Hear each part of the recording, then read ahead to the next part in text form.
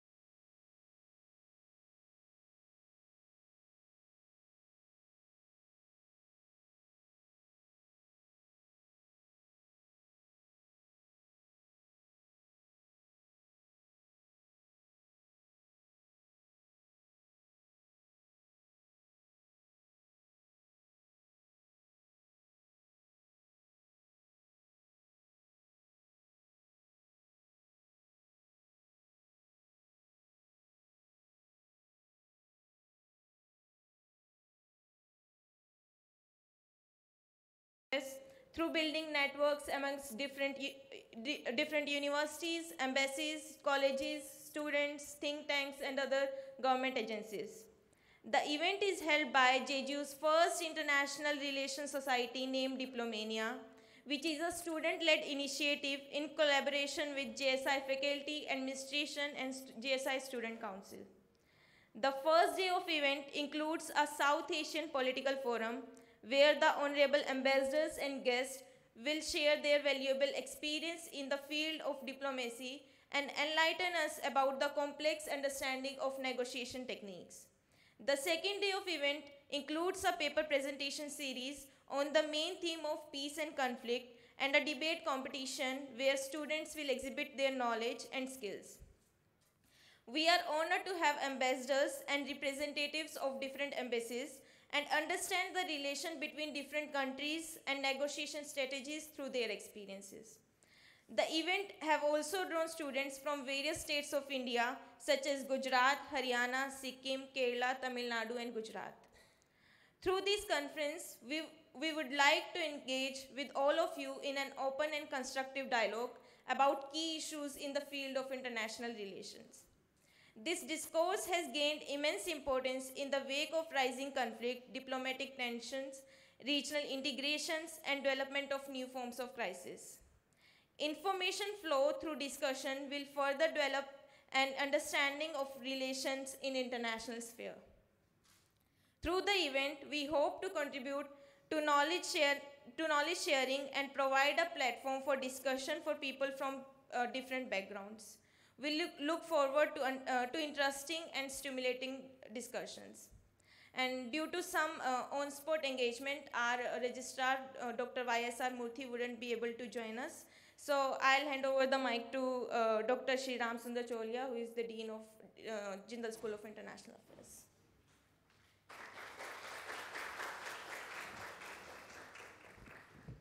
Thank you. Good morning. Special welcome to distinguished ambassadors who have represented respective countries with great distinction over the years. Let me mention that we have the privilege of hosting the Dean of the Diplomatic Corps, Ambassador Hans Dannenberg Castellanos from the Dominican Republic, and we have been honored by his presence and support for many, many years. We had the great privilege of hosting the then President of the Dominican Republic on our campus. Thanks to Ambassador Dannenberg, and he's been great pillar of support. We had students from all the way from the Caribbean come and study here, thanks to his support over the years. So it's a very big thing for an Indian institution to be able to attract students from Latin America, and we have been doing that. Now we have a Center for Latin America, Africa Studies, and it's gaining strength, and I want to thank Ambassador for being here. We also are privileged to host two very prominent thinkers from among our foreign service, the Indian Foreign Service, Career Foreign Service, who have served with distinction. Ambassador V.P. Haran is with us, and also Ambassador Balakrishnan. Some of you may have seen Ambassador Balakrishnan's book on science and technology and information revolution and how it is transforming diplomacy, which came out and has been widely commented. I also want to welcome Mr. Abdul Haq Azad from our Afghan embassy in India. Some of you may know, it's been announced that we have recently won a big US funded contract for training Afghan teachers from January in pedagogy, curriculum development, classroom management, and grading and examinations, the entire gamut. So there are going to be around 20 Afghan lecturers selected from different districts coming here, and this is a USAID supported project. This is the second big one we have gotten after a World Bank supported one for training Afghan civil servants, which we have done in the past years. And it is part of our commitment to our neighborhood and as a private university promoting public service, executive education trainings and trainings of civil servants have been really standout feature of this university. So we're very proud to be building the capacity of Afghan higher education institutions at a time when they really need maximum support for institution building and for nation building due to the conflict there. I also want to specially welcome Mr. Bishal Neupane and his entire team from Nepal who are here. We have a delegation of around 20 students and thinkers from Nepal who are visiting as part of the youth conclave here, and will be here throughout today and tomorrow, and we will be having a number of interactions with them. And I'm mentioning Afghanistan and Nepal especially because of the theme of the opening panel. And we also have a scholar from Africa joining us, and hopefully he'll be here soon, Ghazali Abu Bakr, who's actually from Nigeria and who studied both in Pakistan and India, and who will be joining us as a faculty member shortly. And I would like this forum, we have two distinguished ambassadors who have served for India, and then we have scholars and thinkers and practitioners from other regions of the world who from outside in will have their own unique perspective about this region.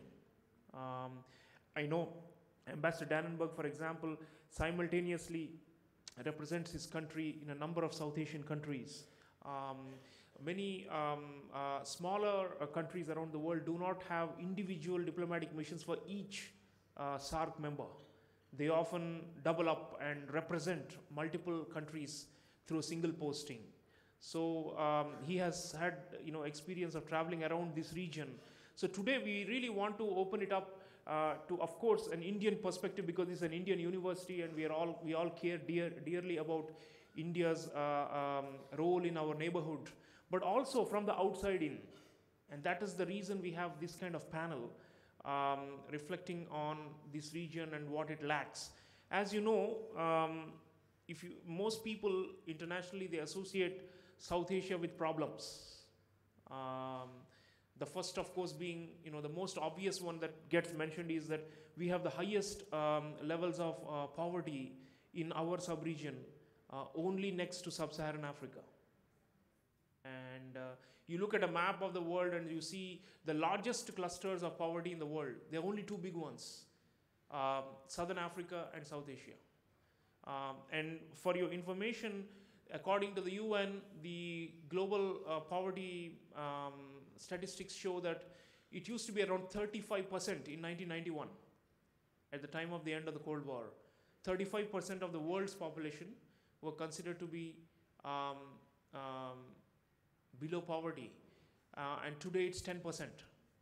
So it's one of the rare successes of the international community, where practically absolute poverty has been wiped out in many parts of the world, especially in East Asia, as you know, with China leading the way, but not so much in our region. It's been a lot slower. And so this 10% of the world's poor primarily come from Southern Africa and South Asia. You take out these two and it'll be 0% almost. So that's the reality, right? So that's one. And the other thing, of course, most people think about this region from the outside as conflict prone and highly under-integrated, right? So especially the Pakistan-India conflict, but also other ones often get mentioned in the context of this being, seen as unstable or as prone to violent disagreements, internal wars, not just interstate wars and conflicts, and lots of insurgent movements and groups making claims, unsettled. These are some of the terms that usually get, at one time, Bill Clinton, the former US president, used to call this like the flash point, one of the major flash points in the world. That was just after both India and Pakistan tested nuclear weapons in 1998. So those, the tensions and the proxy wars and those kind of things often get mentioned. And then we have large population movements, sometimes involuntary ones, large refugee movements, long-term refugee problems like the Tibetans who've been here for 60 years nearly and still cannot go back and live with freedom. So there's still a large number of Sri Lankan refugees in the southern India who haven't yet returned. So you look at the whole, now we have the Rohingya and the Myanmaris community still. Then there are Afghans in India. Some of them have come and studied with us and are serving their communities. Just to name a few. Then between Nepal and Bhutan, there is a Lotsampa community, and we have this issue of long-term displacement. So these are some of, I'm highlighting these so we have a sense about the massive challenges young people of South Asia, we all of us face, especially the students. This is what we'll expect you to lift as you go forward and to try and find problems to these solutions. On the positive side, what do we have? We have young demographics, right? I mean, that's one reason for which the same two regions, Sub-Saharan Africa and South Asia, are spoken about with a lot of hope for the future. Average age in the region is barely 22 or 23 years across SAARC countries. Average age in Sub-Saharan Africa is 19. So demographically speaking, we are supposed to be on the cusp of greatness that is going to come in the future. And for all these problems that I just mentioned, this is supposed to be like the big long-term prospects for global growth, for global innovation, for enterprise, and for youthful exuberance. So all of you here in the audience, the students especially, you are going to inherit, according to the theory of demographic dividend, you're going to inherit a better future than what all of us have lived and have already seen. So in that sense, one can be hopeful. But then the question is the under-integration. How can we address that? As you know, we have not, lately we haven't even had enough consensus to even have a SAARC summit. There have been no summits. When was the last summit? If someone recalls? 14, sir. Thank you. So it's been 4 years where there have not even been summits. So it's in that kind of a limbo. And then, of course, there are other formulas. We are trying to go beyond. For example, when Prime Minister Modi announced the satellite for benefiting all the member countries, we had to rework the name and call it South Asian Satellite, not SAARC Satellite, because one member country did not want to join it. So, in this context of under-integration, with all these massive problems, what is the demographic dividend? I want to throw a challenge at young people. Is this something to look forward to as being, or is it an over-optimistic assessment that the future belongs to us? So these are some of the problems I want to lay out for all of you to think about, because we feel proud of some kind of a common civilization and common spiritual values that bind us in this region, but there are issues. From the point of view of smaller countries, some of them think that India is bossy or India is intervening in their internal affairs. That's always been, unfortunately, the perception. And most great powers have these kind of problems, or large powers with an asymmetry of power are perceived like that by their neighbors. China has an even bigger image problem in its own neighborhood in East Asia. United States has a very bad image in Latin America, going back decades for interventions. In some cases, they even intervened militarily, violating international law, and staged coup d'etats and so on. So, and in that sense, what India faces in this region, this perception, the big brother image and all these things, is not unique. That doesn't mean we should not work on improving it. So it's a massive challenge. All these, I'm just laying out some of what I think are fundamental problems bedeviling this region.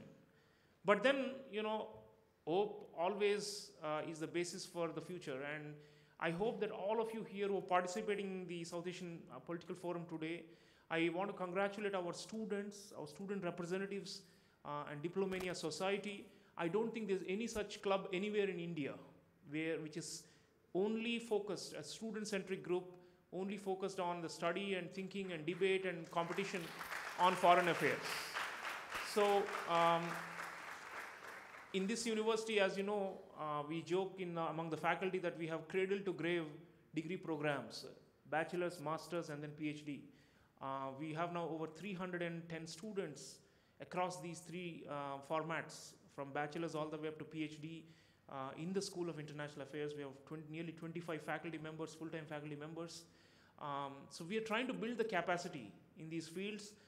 Numerically speaking, this is the largest School of International Affairs in this country in terms of the number of students. In terms of number of faculty, perhaps the JNU School of International Studies is larger. But the point I'm trying to make is this should become an important knowledge hub, and the presence of these very, very experienced and thought-provoking diplomats should trigger this excitement among all of you to think about our region, think about India, but India nested within South Asia. And of course, India has interests beyond South Asia. It wants to be a great power in the long run with influence in Africa, in Latin America, and different parts of the world.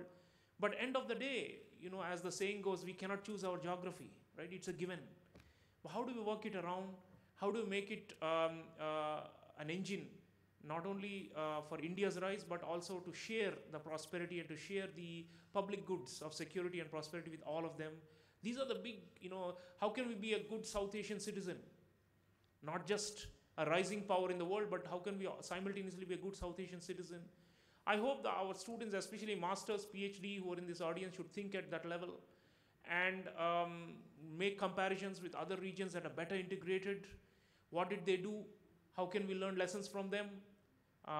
Not just in trade and connectivity, but in the overall approach to our neighbors. I heard from a prominent Bangladeshi scholar a few months ago. He said that India and Bangladesh are one space, but with a boundary to manage. I thought that was a very, very enlightened perspective. A single space, but with a boundary to manage, rather than two different nation states. So while, as you know, the Western world is actually shrinking and going backwards and withdrawing inwards and is in many ways reasserting narrow nationalism and doctrines like America first, we still, at our current stage in history, we still want integration and connectivity and outreach and cooperation with the rest of the world in small groups and but also in large groups. So it's really a challenge for us how to revive this region and make it better connected and integrated. And I will request honorable diplomats who are here to maybe address some of these as well as other points they would like to make today. So let me conclude by saying that Diplomania and this series, we are going to make this an annual feature. There are papers being presented from a number of institutions. I want to acknowledge the presence of students from JNU, from Jamia Millia, from Central University of Kerala, from Fountainhead School in Surat, Gujarat, from Shastra University in Tamil Nadu, the Government Law College, Kerala, Kerala University, Sikkim University, School of Legal Studies, Kerala. Quite a lot of Kerala here, especially, and that's good because, you know, they have always had this global, culture of thinking about world affairs, much more than other regions. I remember speaking to Ambassador T.P. Srinivasan once, and he said, you know, even in our chai dukan, the local, tea shop, there'll be people sitting and talking about whether George Bush's invasion of Iraq was a fatal mistake or not. So that's unique to Kerala. Maybe it has to do with their history of Marxism and their orientation towards the rest of the world. But we need that in every corner of this country. And I hope this annual youth conclave becomes bigger and we have larger participants from other regions and from other states of the country and also from neighboring countries. Special thanks to the Asian Institute for Diplomacy in Kathmandu and the Nepalese delegation that is here. And I hope that we will learn as much from them as we can teach them. So thank you all for being here, and I hope this youth conclave is a massive success, and I hope young people will be enthused with the spirit of South Asian identity, and in the process we will be thinking about what we can do for our region instead of simply asking what can I get from our neighbors. Thank you all. Thank you very much. Thank you for being here. Now I would like to request Professor Pankaj Sir, who is the Faculty Coordinator of Youth Conclave 2018, to introduce our ambassadors.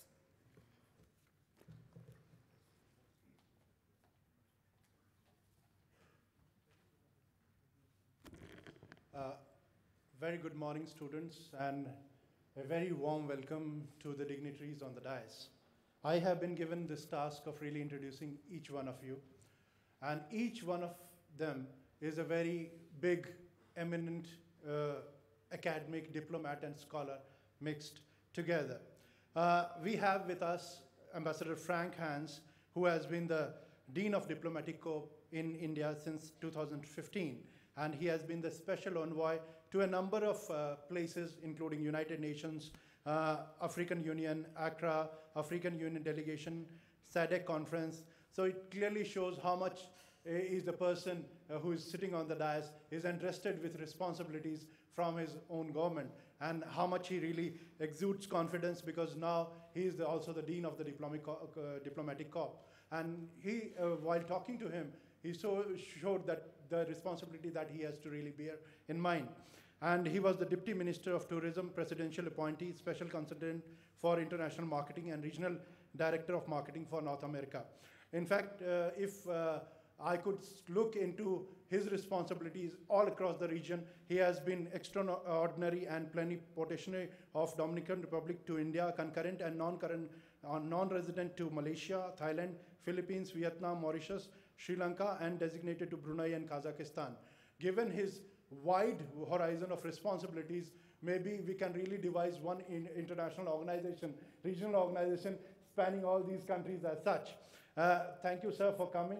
We are really privileged to have your inputs with regard to this youthful conference. The next in the dais, we have Ambassador V.P. Haran, who is the retired officer from Indian Foreign Service. He is a qualified company secretary and cost accountant. Having served as India's ambassador to Syria and Bhutan, he has also worked for 6 years in private sector and in finance division of Telco, presently Tata Motors, at the Jamshedpur plant for nearly 6 years. He joined Indian Foreign Service in 1980. Since then, he has been posted in Moscow, Kabul, Colombo, and Brussels. He was appointed as Deputy Permanent Representative to World Trade Organization in the year 2000. Now you can really think when India was taking baby steps to liberalizing its economy, he was the person in charge of it. He was also posted to Kathmandu in 2006 as Deputy Chief of Missions in 2003. He has retired from government service in 2014, and presently he is independent director in Mangalore Refinery and Petrochemicals Limited, which imports a large amount of oil from Iran. So his task is still slightly difficult. Welcome, sir. We are pleased to have you over here. The next in line is a diplomat and a scholar, because he has been an Indian diplomat for 33 long years and served as ambassador of India to Greece and Cuba. He has worked in several countries in Africa, Europe, and Middle East, and for over 10 years in various UN organizations in Geneva and Vienna. He set up and headed the Investment and Technology Promotion Division of the Ministry of External Affairs concerned with promotion of foreign investment and technology flows. He was educated at Indian Institute of Technology, Kharagpur, Delhi University, and Stony Brook University, New York, USA. He is an adjunct faculty member at GSS University, Mysore, and now is the Science Diplomacy Fellow of Technology Division in RIS. That is his latest appointment. His latest book is on technology and international relations, which we are referring with regard to aspects of technology and how it really influences international relations. The next, we have all the wisdom, but we also have youth on the dais. And we have Mr. Abdul Haq Azad, the third secretary, political division of the Afghan embassy, who is really there to talk about Afghanistan and what exactly are the future with regard to his countries and with regard to India. Afghan being one of the closest neighbors for India, and we really appreciate that you have come over all the way from Delhi to this place. Thank you all who have really been present over here, especially the students, the Diplomania Society. Thank you very much. And I will now ask the Dean of Diplomatic Corps, Ambassador Frank, to kindly come and give his keynote.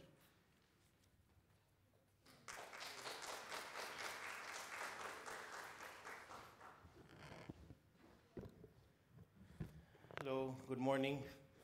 I have not written a speech because I want to share with you some anecdotes, some experiences of how India was perceived when I came to India 13 years ago, how India is being perceived now, how international relation has changed in this part of the world, how the geopolitics have changed, how important India has become in the world, and how India's foreign relation has evolved very positively towards the rest of the world.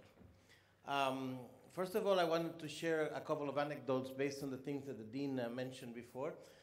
When I was appointed to, I was the Deputy Minister of Tourism, and I was supposed to go to, I was advised I was going to be offered the post of being ambassador to Moscow, mainly because we were receiving a lot of tourism from Moscow.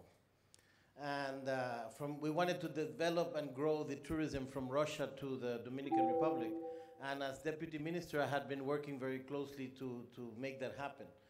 But for some reason that still, I don't know if it was fate or karma or what it was, last minute I was appointed to India instead of Russia.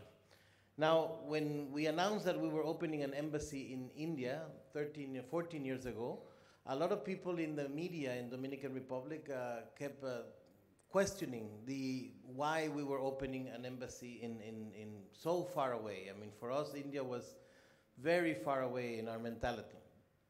And I remember I had to go to a couple of television shows, and one of the things that people would ask me is, why are we opening an embassy in such a poor country? And before going to these TV shows, my president had a little briefing with me, and he said to me, you're going to get a question about why we're opening an embassy in such a poor country. And I want you to remind them that, yes, India has a very large population of poor people, but it also has almost the equivalent of the population of the United States in middle and high class citizens.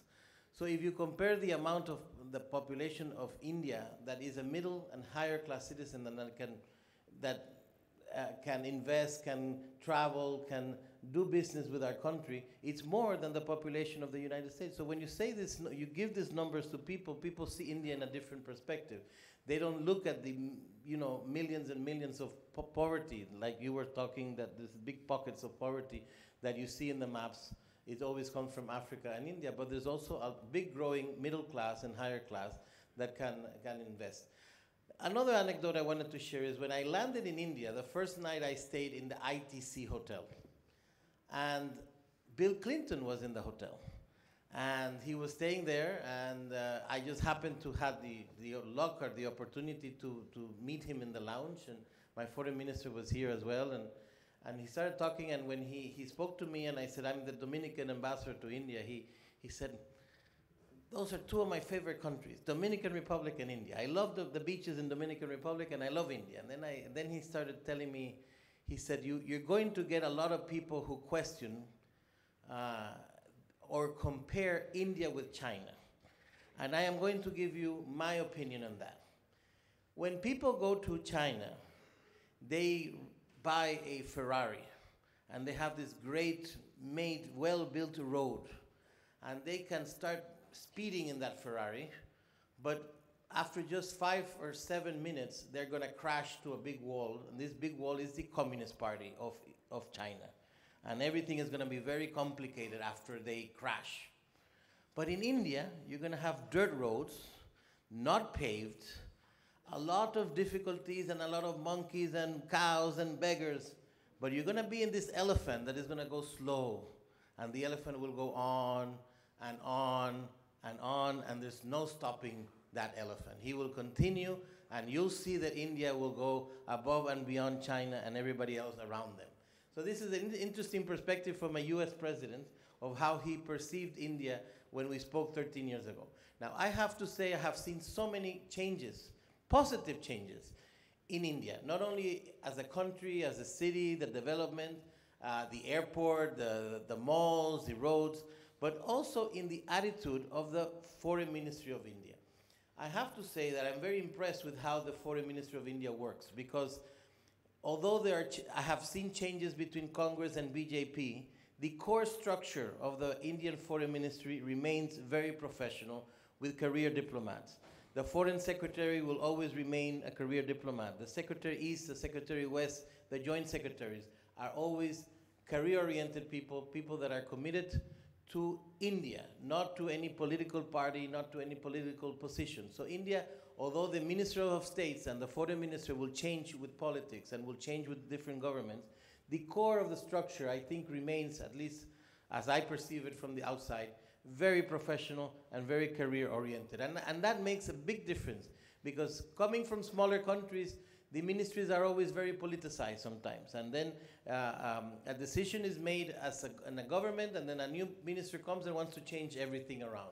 So you have that to your favor. You have a structure that, although should grow, one of the critics I have of the ministry is that it hasn't grown as fast as it should. For example, since I arrived in India, I was embassy number 131.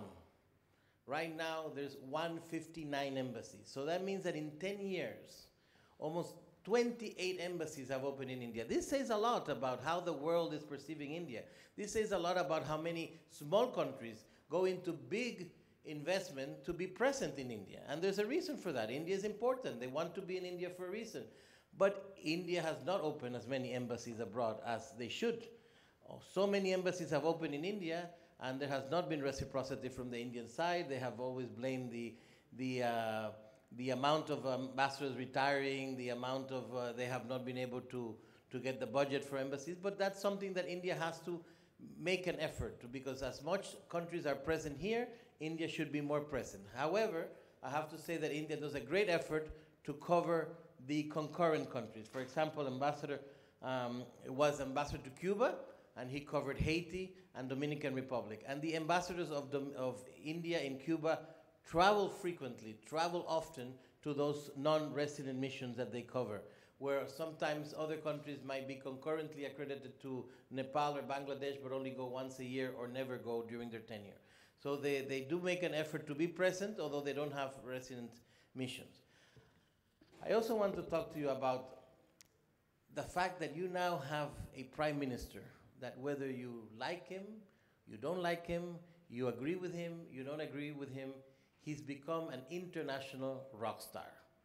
Everybody talks about Modi, and everybody talks about India thanks to him. When I arrived in India, I think that the visits of the Prime Minister Singh was very limited to the US, the UK, certain multilateral engagements. I didn't see Prime Minister Modi or President Kalam or the rest of the government traveling as much as I see them now. I believe that Prime Minister has committed that every year a high official of the Ministry of External Affairs have to travel to every country in the world. Since Modi became Prime Minister, he has gone to Central Asia, he has gone to the Pacific, he has gone to Africa, in extensive tours of those regions. He's not done a big extensive tour of Latin America. That we're still hoping happens soon, although he's going to Argentina for the G20 soon, in the next month. But he has really, I say that he's the best foreign minister India has. He's a prime minister and a foreign minister, because he's really taken the international agenda in his hand. He is present. He not only goes and travels to countries and meet the Indian diaspora, because this happens a lot. Foreign leaders travel to countries and really engage with their diasporas, with their citizens, but they don't engage with the nationals of that country as much as they should. Modi has an agenda with the diaspora, and he has an agenda with the country. And he knows how to play the tune in each country that he goes. He really has put India in the map in regions that maybe for many years there was not a visit, like Central Asia. I know that for many years no Indian prime minister had visited. He's gone to Central Asia. He's gone to the Pacific, to little islands in the Pacific. I hope that next year he starts traveling to Latin America more often after he's done with Africa and neighboring countries. Africa is another point that, although that historically and traditionally India has had an important presence in Africa with the diaspora, now the fact that they're going to open 14 missions in Africa, that says a lot of the commitment that India has with the region, and the commitment that India has in growing the presence internationally. So I have to say that you have to be very proud that you have a head of state that is completely committed to how the world is growing. He has a vision of seeing and realizing the importance of international relations. You have selected a very exciting career, a career that will always be interesting, especially if you like to travel, if you like to go to to learn about different cultures, to learn about different countries. But you know, a lot of people in a lot of countries, a lot of governments sometimes don't understand international relations, and sometimes they don't feel that international relations is as important, or they feel that ambassadors, that we're only going to cocktails and parties and national days and we don't do a job. The job that we do when we go to a country is very important. For example, I'm going to tell you, when we opened this embassy, the trade between Dominican Republic and India was only 20 million. Right now, the trade is 2,250 million.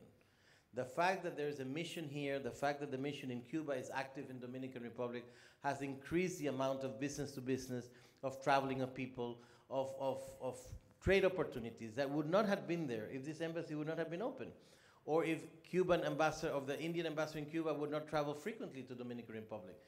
The businessmen feel confidence when they meet an ambassador, when they hear talking about the country they're in, and suddenly the barriers of distance, the barriers of connectivity, the barriers of different cultures start changing when you hear somebody talk about the country they live in. I thought India was so far away, and now I get on a plane and go to my country and it's like right there. I don't feel it's so far away anymore. I see the amount of Dominicans that come to India now growing every year, thanks to electronic visa. Now, India had before, for a Dominican to come here, they had to send their passports to Cuba, and because of the embargo in Cuba, there was no FedEx, there was no DHL, you had to go to Copa Airlines, send the passport through Panama. It was a 20-day ordeal to get a passport from Dominican to Cuba. Now Dominicans get online, they apply for an online visa, they get the approval in 24 hours, and they get on a plane and they come to India. This is something that the Modi government has done. I mean, this has happened in the last years, where the countries that are eligible for electronic visas have increased every day. There are more and more countries in the list. Every time I land at IGI airport, I see the list growing, and I see new names being added. And that says a lot. A country that is opening to the outside world, that is making it easy for people to come to India. That'll make it easier also for businessmen to look at India, to come and buy things from India and buy things made in India. So I also want to share about the rest of Asia. 13 years ago, I had the opportunity, I was accredited, as he said, to half of the world.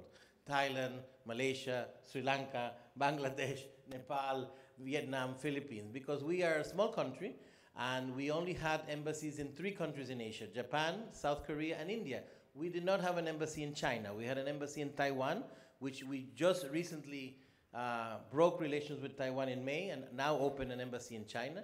But at that time, we only had 3. And the Taiwan embassy, we had 3 plus Taiwan, and Taiwan could not cover any country in Asia. So the whole Asian continent was divided between India, South Korea, and Japan. So every ambassador in these 3 countries had a lot of countries to cover. And I traveled extensively through Southeast Asia and Central Asia when I came to India. I even established relations with some countries we didn't have. For example, I established relations with Afghanistan, with Bangladesh, with Nepal, with Kazakhstan, with Turkmenistan, with Kyrgyzstan, with Brunei, with Mongolia, with Laos and Cambodia.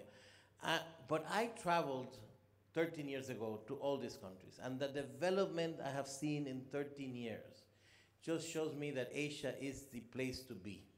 I just went to Jakarta 2 weeks ago, where I had not been in 3 years. And the Jakarta I saw was another Jakarta. In 3 years, Indonesia had changed so positively. Sri Lanka, when I first went, was in the middle of a war.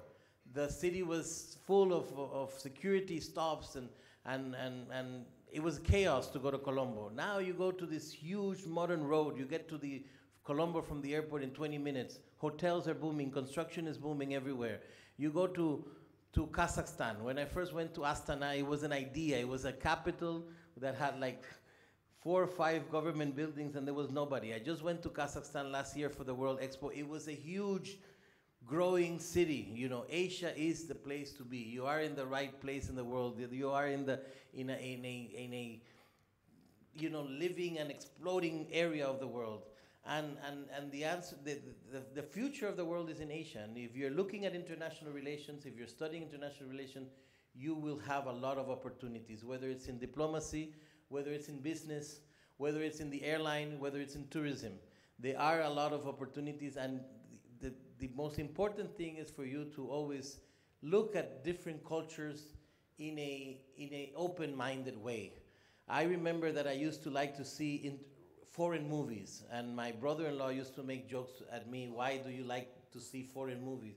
And I always used to say, because when you see a foreign movie, you realize we're all the same. We feel we're different.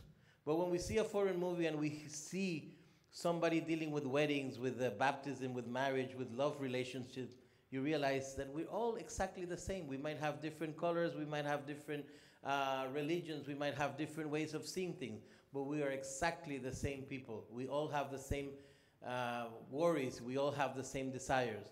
And as long as you are able to take away the prejudices that we grow with sometimes, and you see the world as a big community with just little changes around us, you will be a very successful person in the international relations arena. And it's your job to try to break those unfounded prejudices that people have about other countries. You know, I have the opportunity to cover Iran, and I love going to Iran. It's a beautiful country, it's a beautiful society, has a lot of history, a lot of tradition. But when I go to my part of the world, everybody thinks, oh my God, you went to Iran. Oh my God, it's so dangerous to go to Iran. I said, look, it's more dangerous to go to New York. You go to any street in New York, you can get mugged. I've never felt this danger in Iran. But this is a perception that unfortunately CNN, the media, the social networks give about certain countries when they want to demonize it. Another interesting fact that I'm going to tell you, when I go to Lahore, I tell Indians I'm going to Lahore. And they say, oh my God, be careful. You're going to Lahore. Why do you have to go to Lahore? We have a consulate, I'm just going for a day. The perception of everybody is that I'm going to hell. And when I go to Lahore, I feel very comfortable in Lahore. I have many friends in Lahore. And when I say there that I'm living in Delhi, the answer is, oh, Delhi is so beautiful. My grandmother was from Delhi. Delhi is so green. See, the perception over there is one very different to the one I get here from Pakistan. In Pakistan, everybody dreams of coming to India, dreams of visiting their family houses or coming to India and seeing the India that's growing. But here there's so much scare about going to Pakistan. And I think it's the media. The media has influenced, the movies, Bollywood, everything has influenced that we have this perception. When you're in international relations, it's your job and your duty to try to change this perception. Use your Facebook. You know, when I go to Iran, I make a point to taking pictures of the cafes. I take a point to make a picture of the malls. I take a point to take a picture of the most beautiful streets in Tehran. And I write in my Facebook, guess where this is?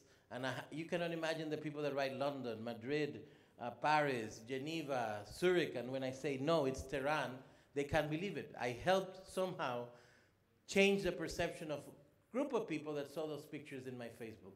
So when you travel, always, you know, Indians have one issue. When they travel, they only want to eat Indian food. I give a visa to an Indian in Dominican Republic, and they say, they always tell me, Ambassador, the gentleman that got the visa, he wants to speak to you. And he comes to my office and he says, sir, I want to know where there's Indian restaurants in Santo Domingo. Travel and try things different. You might not like it the first time, but you will learn to like and to learn to appreciate different things around the world and different things that different cultures have to offer. Don't close yourself to Indian food when you travel. Try different things, because that opens your mind and opens your ability to understand and to make friends and to make your job in international relations a lot easier. So I hope I have made it interesting, not boring, give you some anecdotes, and maybe another time I can come and give you some more other funny anecdotes of my experiences when I came here. I'm just going to close with one so you laugh a little bit. When I arrived in India, there was no knowledge about Dominican Republic. I even went to the MEA, I would talk to protocol, and they would say, Dominican Republic, where exactly is your country? You know, they had no idea. Then they made the first diplomatic book, and the book came with the name Dominica. Dominica is another island in the West Indies, which is not Dominican Republic. It's a smaller island. It was a Commonwealth. It's a Commonwealth. It was a British island, and we were Spanish. So I called the protocol division, and I said, you know, I'm new here. We just opened the embassy, but you made a mistake. The book should say Dominican Republic, not Dominica. And Protocol 3, someone said, so sorry, sir, so sorry. We will make changes, sir. Don't worry. Next book will be corrected. But the next book came out and said, Republic of Dominica. So I called and I said, look, you made a mistake again. It's not the Republic of Dominica. It is the Dominican Republic. And Dominica is a commonwealth. It's another country. Oh, so sorry, sir, so sorry, sir. We will make this correction very soon. So sorry. So the third book came out, and guess what it said? Commonwealth of the Dominican Republic. So this time I'm getting upset, because this time Anand Sharma, Minister of State, had traveled to my country. My minister had come here. We have done a meeting of Indian ambassadors in my country, and I called protocol. I said, look, I'm very upset. I'm very upset. You, the first time I came, it was a new country here. I've been here for 1 year. My minister has been here. Your minister has been in my country. You should know the name of my country. And he said, Sir, Dominica, Dominican Republic, very similar names. And I said, okay, as of tomorrow, I have new business cards. My new business cards will say I am the ambassador to Indonesia. He said, you're moving to Jakarta, sir? I said, no, India, Indonesia, very similar names. So he said, point taken, sir. And the book was fixed. So this shows how a lot of, even the MEA was not so aware of the world. Now you go to MEA, they know where Tuvalu and Kiribati and Grenada is. They are more aware of the world now than they were 13 years ago. Thank you very much.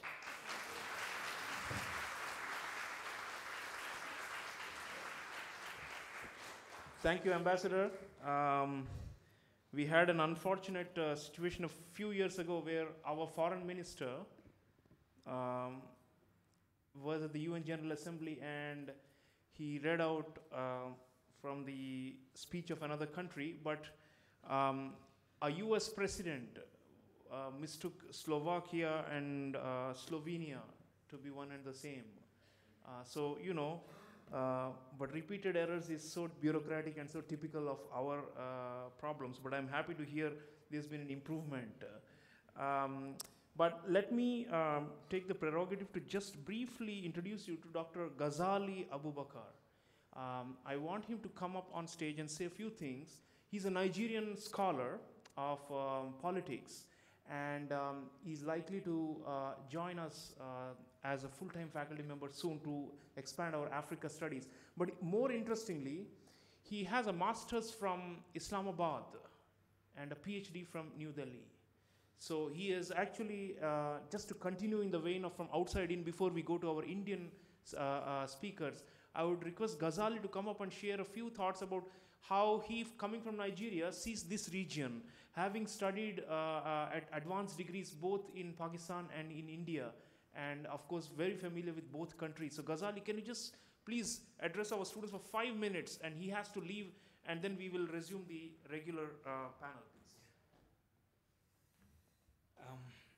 A very good morning to all of you. Thank you from Professor Cholia. I should start with a few sentences. Yeah. I think I should start with very few sentences. In my country, in my place, most of the time they used to call me a lucky boy. I come here to make you know, official interactions with HR. And very fortunate, I got a chance to speak to very nice audience like you. I come to India in 2009. And before coming to India or Delhi, I was in Islamabad, where I spent 2.5 years. I have done my master's degree, as said by Prof. And from there, I went back to Nigeria. Then I was searching for a job, basically, which was tough. I couldn't get. Then I started, you know, thinking to make up my mind, why can't you move to India? This was very nice story, because it happened, I have one of the family members, he was a professor, and he used to teach in Islamic university. The same university I graduated, that was Islamic University in Islamabad. Then the first question to ask me was that you were in Pakistan for some durations of time. How can you think India will endorse a visa for you to go and carry out your studies? I said, no, but then try. And I come to India not even self-finance. I was sponsored by Indian government. And when I come to JNU, I met with Professor Dubey. He said, let me ask you a few questions. Why you choose to come to India? Are you not a spy man? I said, I don't look the same. Just look at me. I'm a student. Of course, through studentship, somebody can be spy, because if I am to be spied, I should be spy for my own country. Because as Ambassador Han said, India is very incredible. And a part of the story which I can share with you here, when I was in JNU, I have a colleague who was in Enfield at that time. He asked me, why you come to India? I said, well, I come here to learn. He said, you don't have universities in Nigeria? I said, we have. He said, then why you come to India? Then it was very fortunate while Obama was here. Then I said, did you know Obama? He said, yeah, I know him, I know. Who is that? He said, it's American president. So where is he currently? He said, in India. I said, I think he come to search for money. They said, no. I said, you are a student of international relations. You have to discover. So I can add from where Ambassador Hanstoff, Africa, as you do believe, most of Indians do believe Africa is a black continent. We have black skin. We are poor, which can also be translated as black. We have large populations without resources. I think you are getting stereotypes, and media are playing a significant contributions in that. When somebody said Africa to Indians mostly or Pakistanis, because I couldn't find much differences between the two societies. Africa means crisis. I invited many of my colleagues from JNU, why can't you go and stay some time in Africa? They say, no, we can go to South Africa and Mauritius. I said, when you go to Mauritius, I think still you are in India, because 70% of Mauritians are, Indian PIO. Of course, they are Indian origins. And when you go to South Africa, 1, 2, 3 kilometers, you must find or you must meet with an Indian person. Then you are in India. Go to Nigeria. No. Nigeria crisis, conflict, fighting, atrocities, Boko Haram, Milia Delta militant, these. Then I said, what of the contributions we are given to India? We are given, I think, around 26% percent of Indian oil is from Nigeria directly. Mostly now, maybe. It might be because there should be possibility of sanctions against Iran. So the few sentences, words, or advice I can give, please and please, do know real Africa. What you have in your mind cannot represent Africa. I am African. I am Nigerian. Of course, I'm black, but not in my thinking, maybe in my skin. And you must know this, Obama is also African, and he proud to be Kenyan person. He was black, but not in the thinking. So thinking can be even in white man's, as white thinking can be in black man. So Africa, and it's not one nation. Africa is a continent, which has around 54 different nations with different culture, different religion, of course, and different traditions.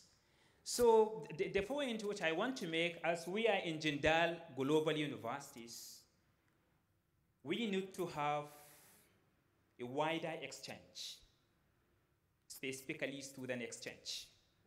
Do explore Africa. Go spend some casual, spend some time, learn from African language, know much about their culture, and try to know how they think Indians. They think Indians so much positive.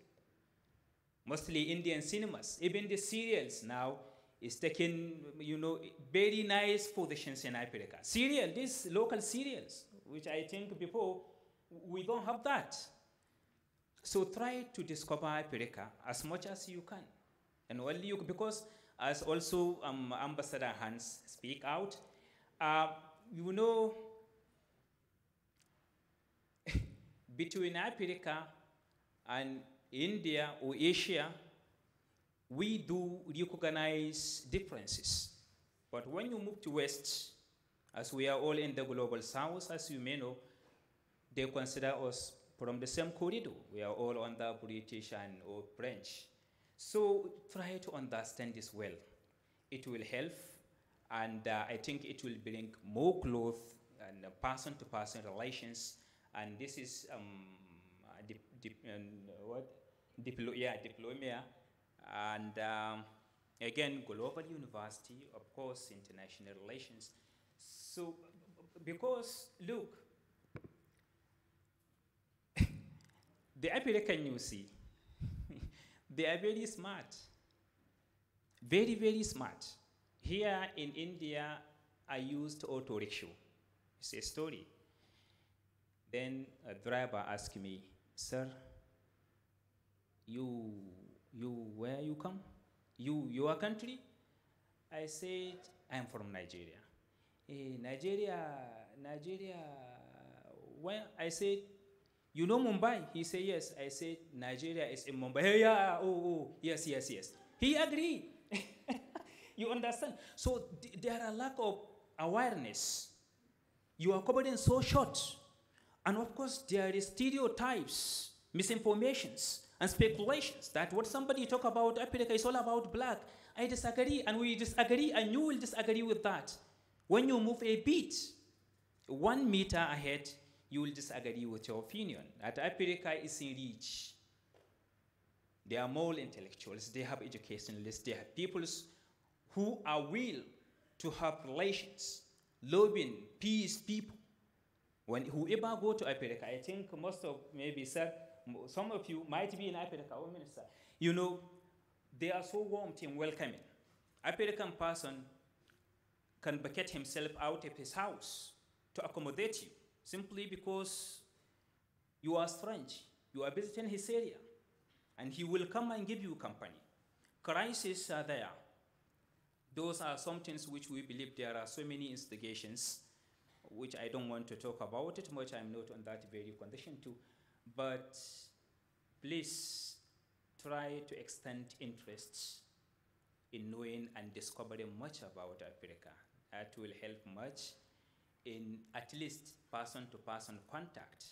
The reason why I say this, I'm sorry for the time, there are some few incidences in the previous past of attacking some black people with speculation that they eat human flesh, which is less than story. It's a fiction. How can man eat meat of man? In January, somebody asked me, "Are you going back to Nigeria?" I say, "Yes." "Are you coming with me?" He said, "Not now." He has a friend. After they moved, he talked to him. And you know what he replied later? He told me that his parent warned him that once he collaborate and accompany me to Africa, if something to be come back or to be coming back up to India, that should be his bonds, because we eat human flesh. That was in university. So try to, because if you will be sent to Nigeria or Kenya or Cameroon or somewhere else as diplomat, Indian diplomat, you are representing bulky populations of 1,300,000,000 people. And that is how people will look at you, because you are representing them. You are their ambassador, and you cannot discover there or there. Or that should start from this very grassroots. You should, open your mind to accept others. As also Ambassador Han says, you should ignore about chicken biryani when you move to another place. Don't look at Indian restaurants. Try to eat from others. Try to learn from others. That is also part of the knowledge. It's part of the experience and exposure, which you can invest back here in India. Because in international relations, we said no one can live in isolation. Not only nations. Humans also cannot live in isolation. If you want to live successfully in trip, you have to collaborate. You must put your shoulders, or you must put your body, or somebody should allow you to put your hands on his shoulder. As you can allow somebody to put his hand in your shoulder, then only you can move. I can recall one event happened with me. I met with Deputy Foreign Minister of India. It was in 2013. He said, we are looking into relations with Indian African countries. We want to extend relations, diplomatic, trade, and investment. And we are looking more or less into Nigeria with huge population and with resources in abundance. But we are facing some crisis and we are facing some challenges by Nigerians who are coming over here. We find this, we find that, he kept mentioning. And I was saying, if I may make it more clear, it's a speculations, of course. Those things are there. But when we talk about human trafficking, we talk about cannabis, drug smugglers, that cannot be specified. No single country can be singled out with that very crime. It's international case. Of course, they do. Some measures should be taken. And in turn, India is getting more resource, more energy from Africa. In turn, what was their contributions? I was asking, what was the planning? What you plan to do? Then he said, I'm sorry, we have refineries, you have resources. If you cannot refine up your oil, you can send it back here in India, we can refine it, and we can replenish our dividend. Of course, he was taken from a realist approach. That is okay. But that will make more distance. And here there was riots in 2013 again with one minister. It's okay, sir. Okay, a riot against black Spanish peoples. So with that, we cannot, you here as diplomat, maybe in the future, or as international relations students, that is part of our duty.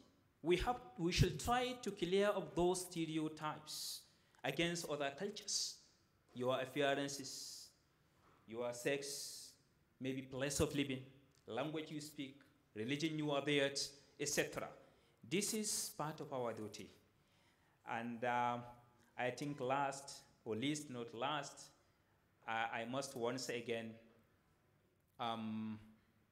pronounce my thanks to Professor Cholia, who gave me this very opportunity to stand in front of you and share some view and maybe some experience, if I may. Thank you so much. Thank you. Thank you.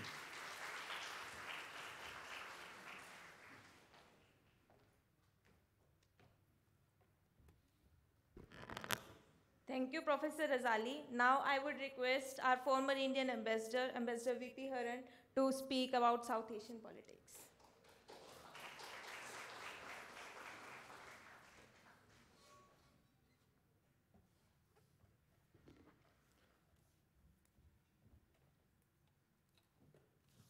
Professor Sriram Chaulia, Ambassador Castellanos, Dean of the Diplomatic Corps, Ambassadors Bhaskar Balakrishnan and Mohan Kumar, Mr. Abdul Haq Azad from the Afghan Embassy, Dr. Pankaj Jha, and other distinguished guests, students and guests of the OP Jindal Global University.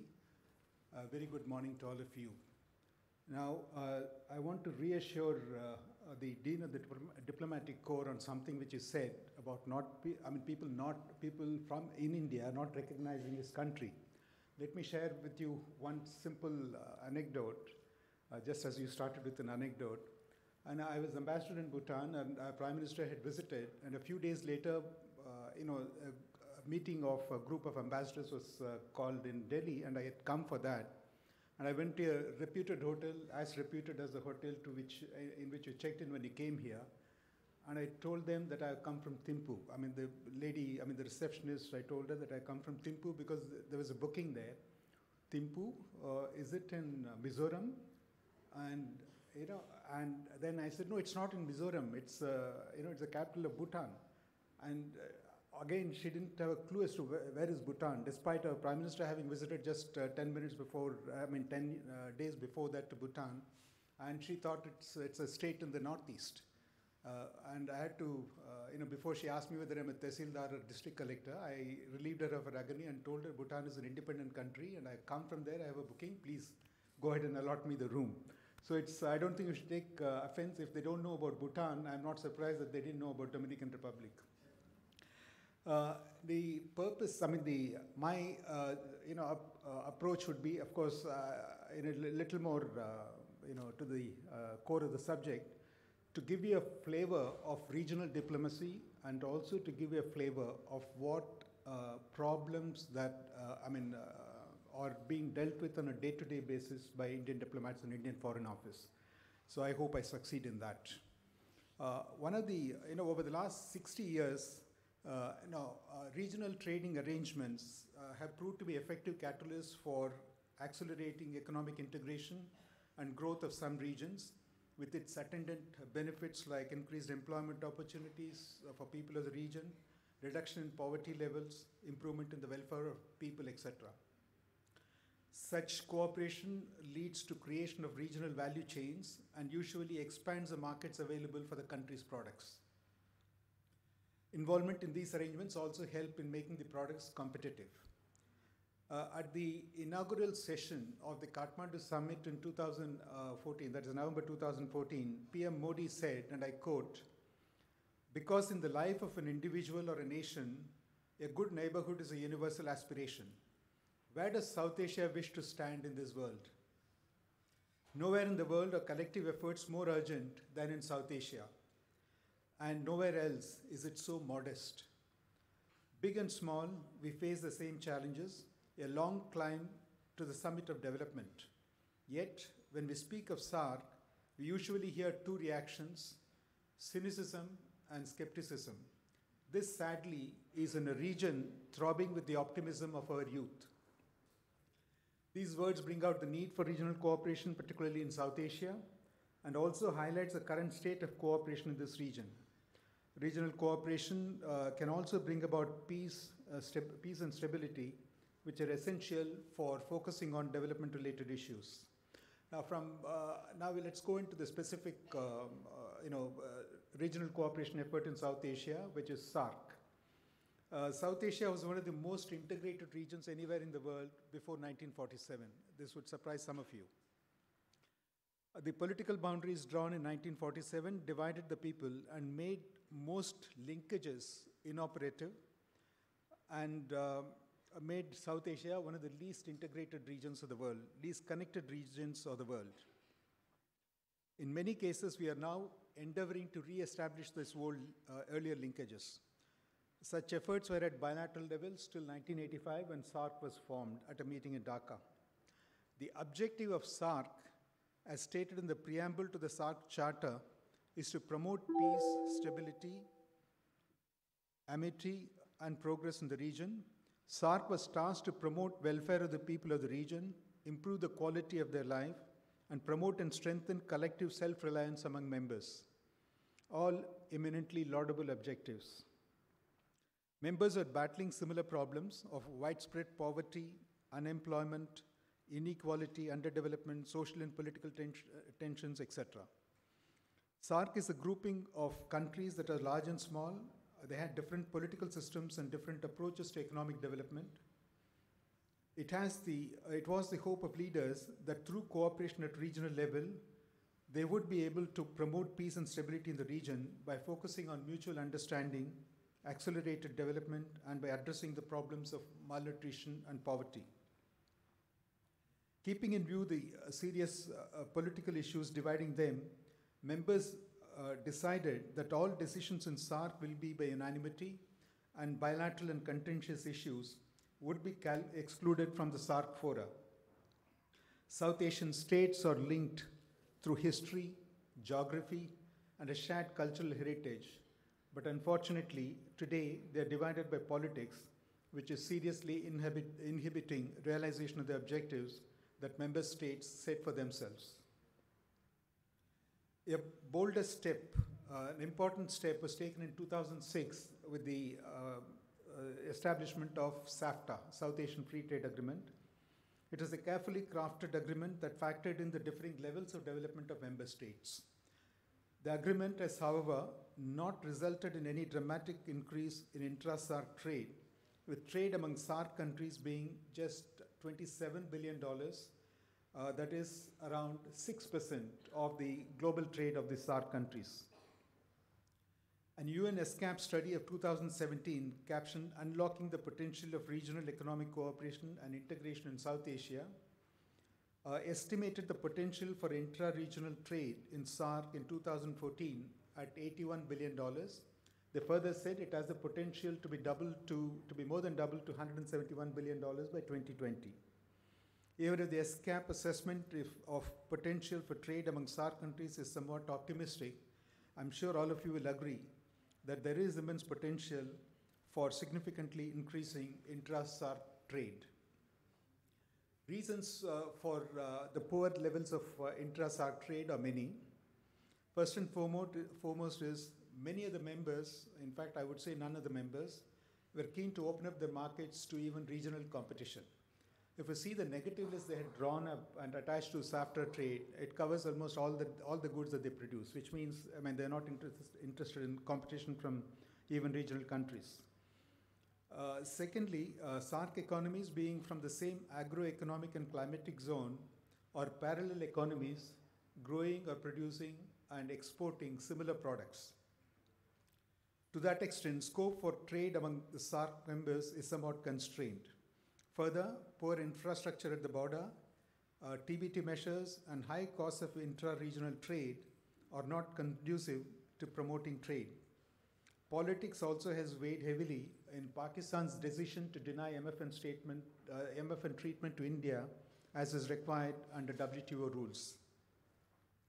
At the 18th SAARC summit, that's the Kathmandu summit, leaders decided inter alia, renewed their commitment to achieve South Asian Economic Union in a phased and planned manner through a FTA, a customs union, a common market, and a common economic and monetary union.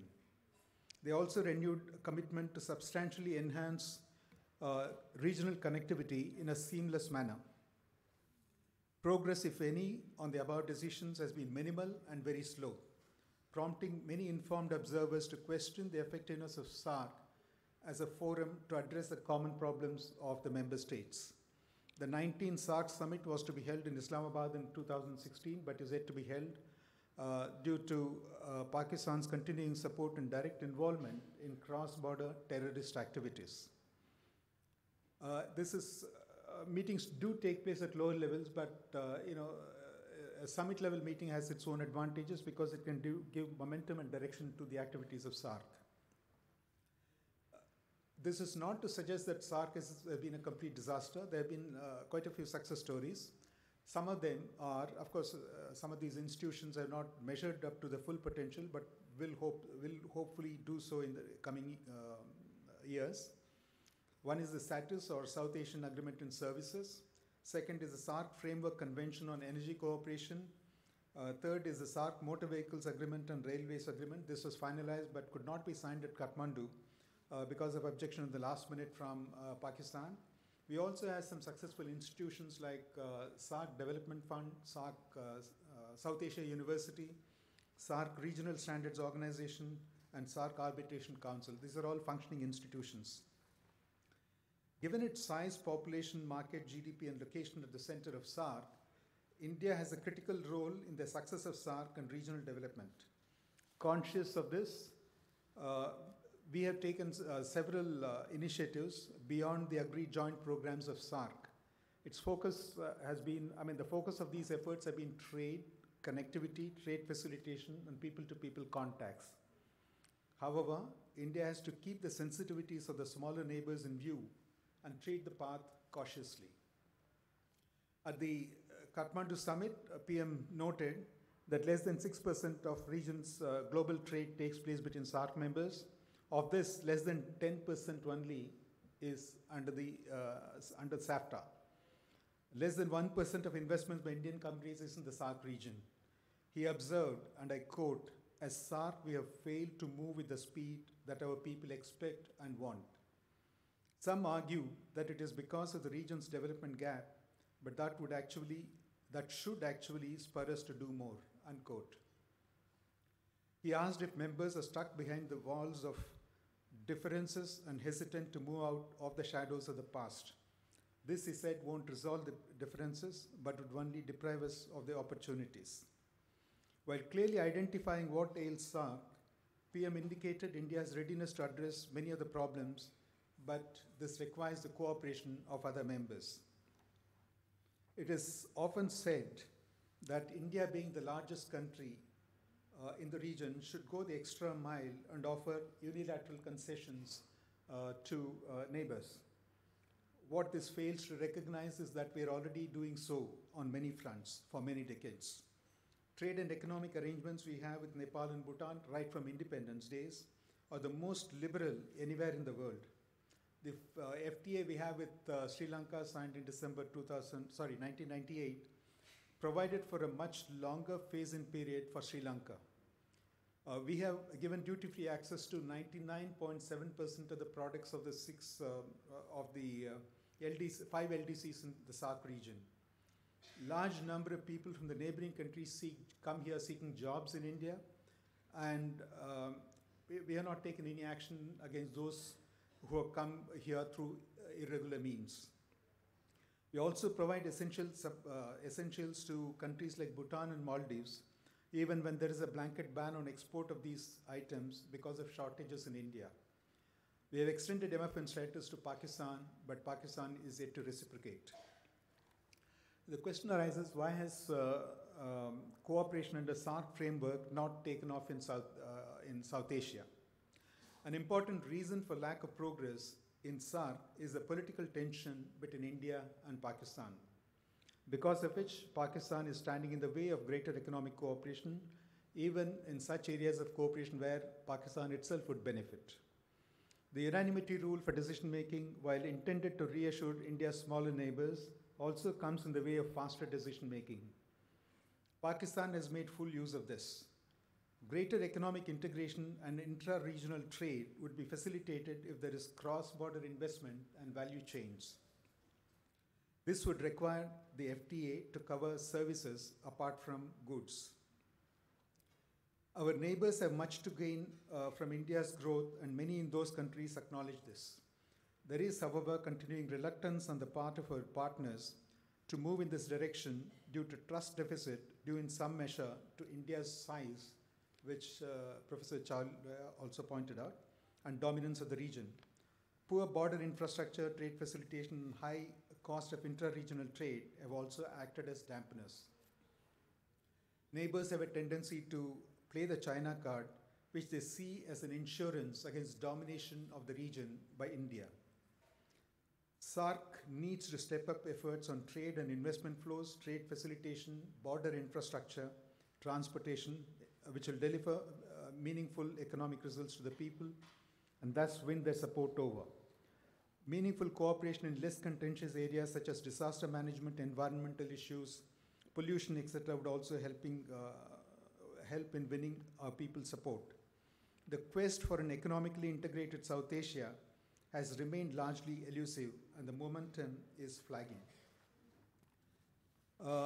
Views on progress of regional cooperation efforts in South Asia vary from broad optimism, which is based on some important decisions, to cynicism and pessimism, as pointed out by our Prime Minister, arising from the slow and tardy progress in taking and implementing decisions.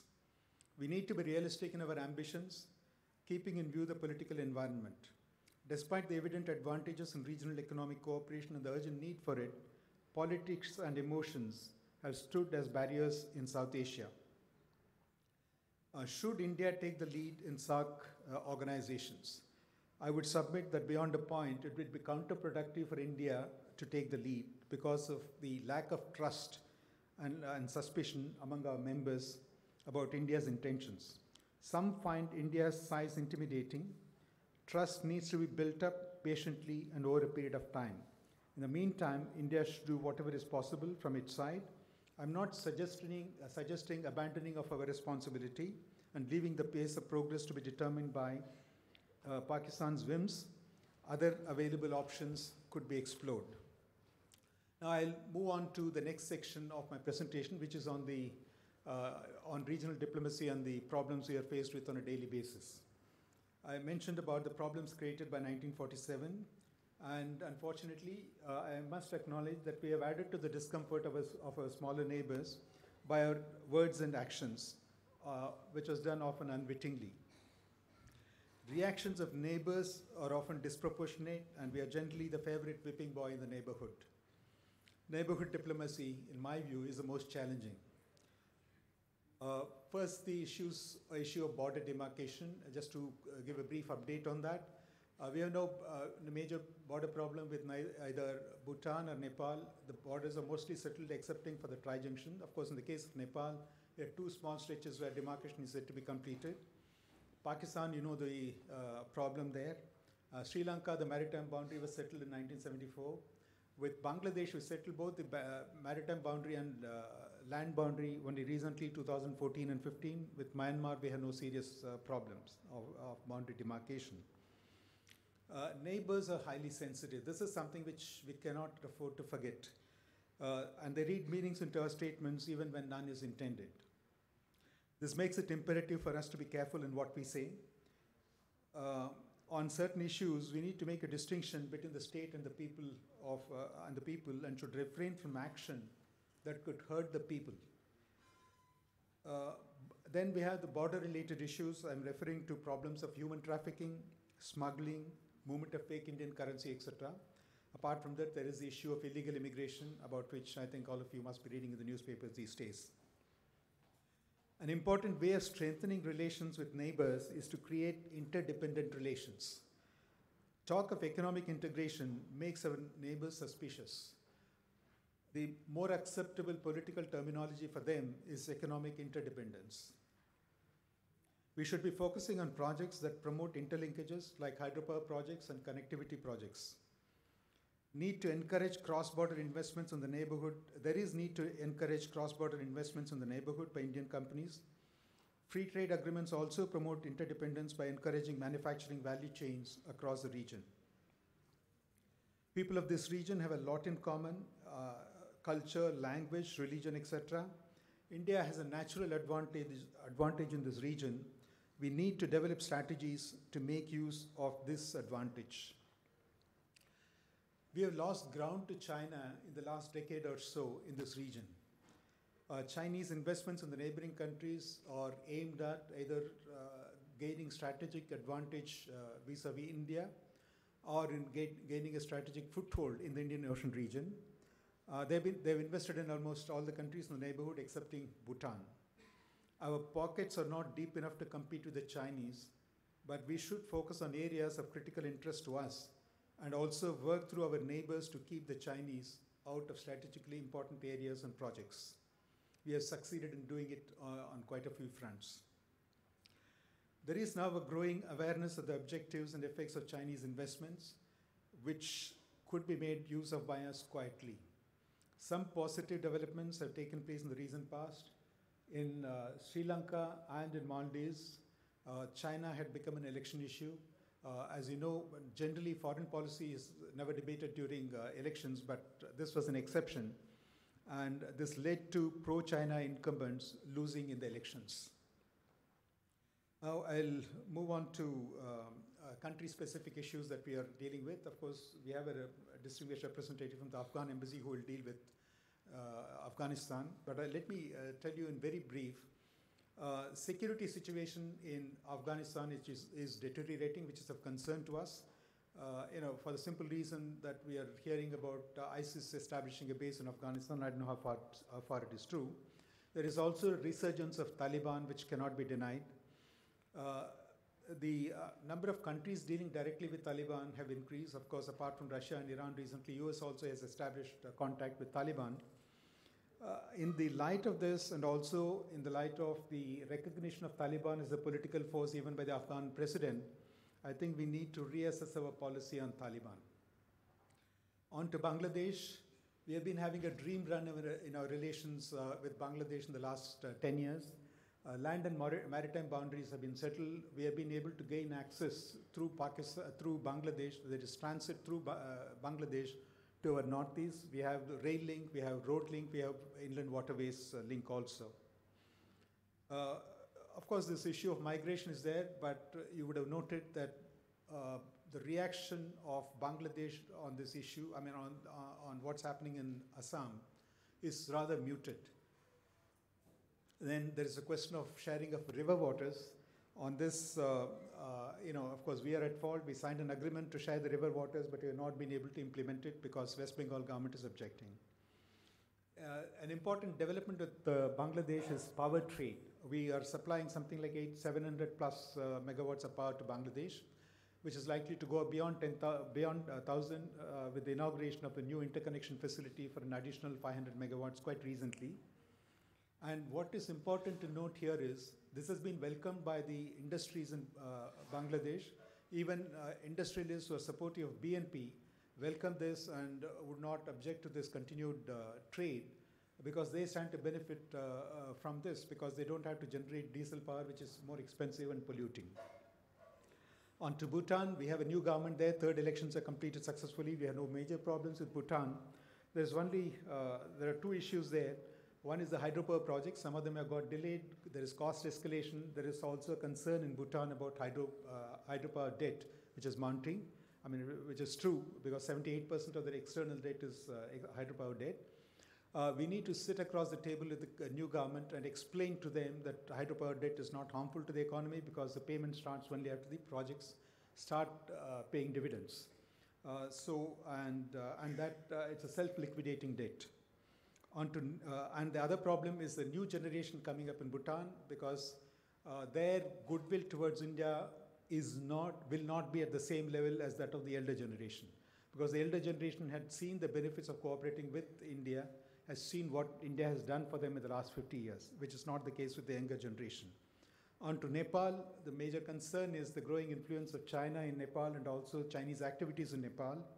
There is also the problem of perception about India and Nepal, about which we need to do something.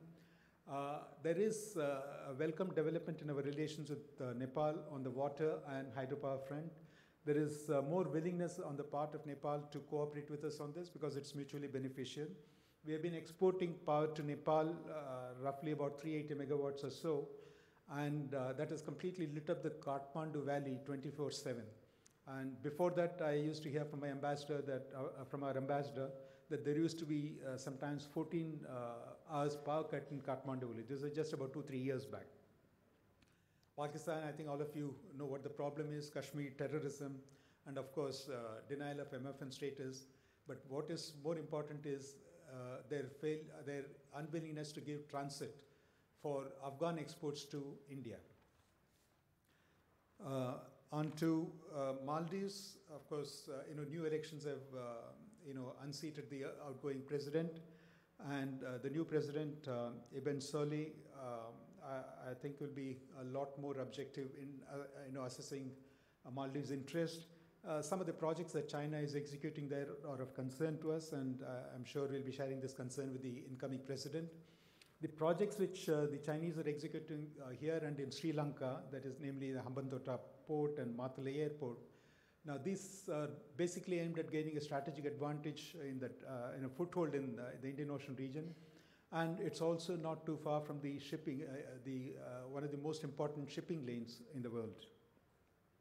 Sri Lanka, we are concerned about the recent developments on the domestic situation. Well, not directly concerned, but we had to be concerned when they started blaming India or accusing India, I should say, of plotting to overthrow some of the top officials there, top leaders there. Of course, the Sri Lankan leadership did not believe it, and they immediately spoke to us. And hopefully things are behind the thing. But as I told you, India is a favorite whipping boy. In case anything goes wrong domestically, the first person they blame is India. Then we have this, we're also interested in the situation in Northeast, that Sri Lanka. Early stabilization will help us too, because otherwise we are constantly faced with the problem of Sri Lankan Tamils coming into Tamil Nadu. Myanmar, we have excellent security cooperation, but it has not delivered the desired level of results. Partly, there is some capacity constraint on the part of Myanmar. It's also a fact that Myanmar is used as a transit point for movement of weapons and men, that is Indian insurgents, from Myanmar's border with China, from where they go across to China, receive training and come back. But they are cooperating to the extent possible.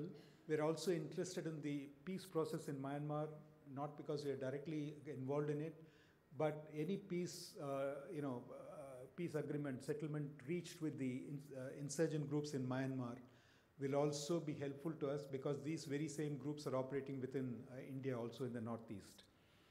Kaladan multimodal project has been delayed by decades. It's time that we get our act together and ensure that it is completed as quickly as possible, because that will give access for the products of our northeast to Southeast Asia.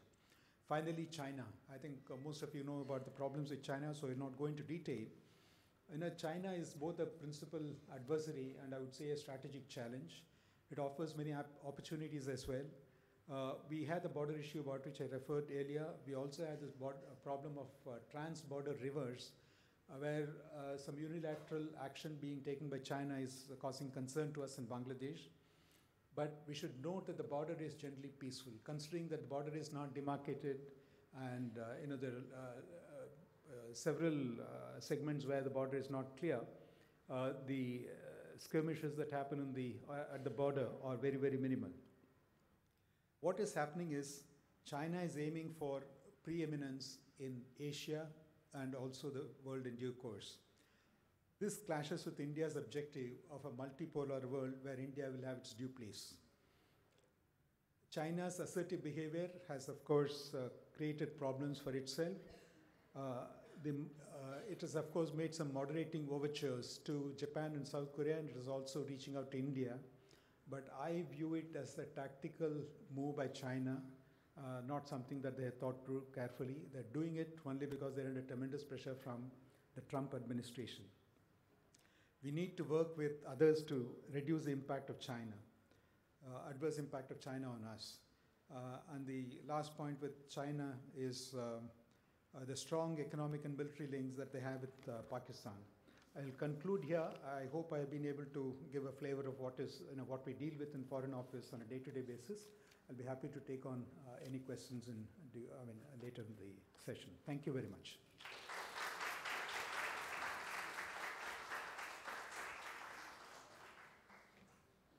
Thank you, Ambassador V.P. Haran. Unfortunately, due to some prior commitments, Ambassador Frank Hens would be leaving us early, so I would request Professor Mohan Kumar to facilitate our ambassador with JGU memento.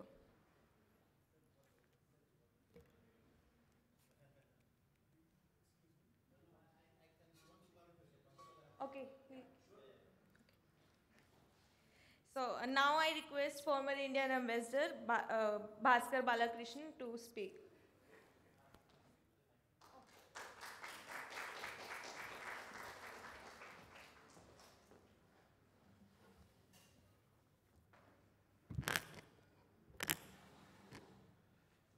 Okay, a long series of speeches. Dr. Chawlia, Dean, School of International Affairs, JGU, Ambassador Mohan Kumar, my good friend and colleague, Embajador Castellanos de la República Dominicana, my distinguished dignitaries, colleagues, and my young friends. Thank you, and especially Diplomania, for the invitation to be here today and the opportunity to be at this university and this conference. I'm sure it will be a great success, and you will all take back something valuable from this experience. That is the strength of youth. I will speak to you on regional cooperation in South Asia, which I believe is a dream worth pursuing, despite the gloomy scenarios that often are talked about. Now, in the international system populated by nation states, the interactions between states can be described by 3 big C's: cooperation, competition, and conflict. There are some more C's which come into the picture, like confusion, which I am trying to understand, and communications. But communication, we assume, exists in some form or the other. The 3 big C's are present in a varying mix in any bilateral relationship. They become more intense when states are neighbors and they are closely coupled through numerous linkages. Geography, after all, cannot be changed. Rational state leaders must therefore strive to maximize cooperation, engage in constructive competition, and minimize and manage conflicts. This is the case with all regions, including South Asia. Across Europe, Latin America, Africa, and the Far East, despite tensions and conflicts, the broad trend is towards stronger regional cooperation. Europe started this after the end of World War II, and today the EU will probably overcome the new challenge posed by the impending exit of a large member state. ASEAN and the African Union have also built fairly robust frameworks for cooperation. In stark contrast, our region, which is home to three large and powerful economies, that is China, Japan, and India, and home to hardworking and talented people, and with a proud civilizational history, has not moved forward. We are still prisoners of conflicts which veto progress in cooperation and healthy competition. What can we do if a country wants to hold cooperation hostage to a conflicting interest? Well, then we have to move on with the other countries and hope that in the future enlightenment will prevail. It is also a great challenge to maintain cooperation in the face of deliberate and destructive use of terrorism by the official agencies of any state. Such a state cannot be taken seriously. It will pay the price for creating and sustaining a monster. But there are some rays of hope. In the modern era, the rise of democracy and articulation of people's desires has made the old nation state less powerful. Modern technology has vastly increased the voice of the people, and the leaders have to pay heed. Autocratic regimes can buy legitimacy by offering growth or promising good governance, but only for a limited time. Remember what Gandhi told the British. When the British said, we'll give you good governance, he said, but we want our governance. So governance of the people is what everybody wants. There is growing clamor among the people of our region for stronger and more meaningful regional cooperation across national boundaries. In the internet age, people can now communicate across national boundaries with ease. I will focus on the potential for building regional cooperation in some areas. My colleagues have mentioned quite a few other areas such as trade and gone into each country. The scope is vast and the promise of win-win outcomes is there to be realized. Firstly, health. We must cooperate in monitoring and controlling outbreaks of diseases, old and new. Together we can do this much more effectively at a lower cost than separately. We can also extend advanced medical treatment across borders by direct movement of patients as well as through telemedicine linkages between hospitals. In primary and universal healthcare, we can benefit from the experience of countries such as Sri Lanka, Bhutan, Bangladesh, and Thailand, which have achieved good results. Nobody should be too proud to learn. Next, environment. We can and should cooperate in monitoring and reducing air pollution, which goes across national boundaries and directly affects the health of our people. Pollutant particles of micron size can travel in the air for hundreds of kilometers, delivering their deadly cargo into the lungs of our children and our parents. The next few months in Delhi will drive home this point to all of us. Why is there no regional project to fight this menace? Water quality in rivers and ground sources has deteriorated. We can work together to find durable solutions to this problem so that our people can at least drink and cook with safe water.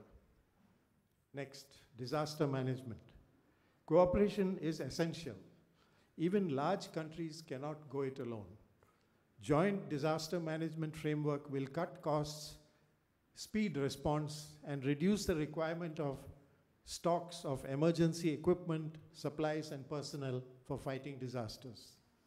In the last months, during the unprecedented floods in Kerala. I think a lot of you are from Kerala, my home state. Help poured in from all over the country. We must do this on a regional scale. Disasters are certain to increase in frequency and intensity due to global warming, and we must be well prepared. Next, energy. Here, cooperation through electrical grids and gas pipelines can be of great help. Temporary shortages and deficits in one area can be met by borrowing energy from a surplus area. The whole system becomes more economical and effective when scaled up to a regional level. We know this from our own experience within a large country. Gas and oil pipelines such as TAPI and IPI have been discussed, but many obstacles remain. The European example of the Energy Charter Treaty and its later non-binding versions should be emulated. These instruments provide a sound legal framework for resolving differences between and protecting the interests of energy producing, consuming, and transit countries, as well as private investors. They also ensure security and stability of energy supply and fulfillment of contracts. Based on this experience, a South Asian Energy Charter can be worked out. But unfortunately, with a few exceptions, our policymakers do not seem to be aware of these important energy-related developments in Europe. Next, transport. We need almost seamless transport by road and rail across our region. The resulting greater movement of people, goods across national boundaries will have a strong positive impact on trade and tourism and create jobs and growth in the border regions. The border crossing points need to have more capacity and be better organized to handle increasing traffic. Transit countries can earn substantial revenue from transit fees, and landlocked states can get access to the sea. Switzerland, in the heart of Europe, earns a lot of money because of transit from north to south and east to west across Europe. Next, ICT. We can improve connectivity across our region through terrestrial and satellite networks and open the doors to cross-border use for activities such as tele-education, entertainment, scientific research, etc. Using ICT, we can improve our educational experience levels, improve governance and service delivery, and release the creative energy of our youth.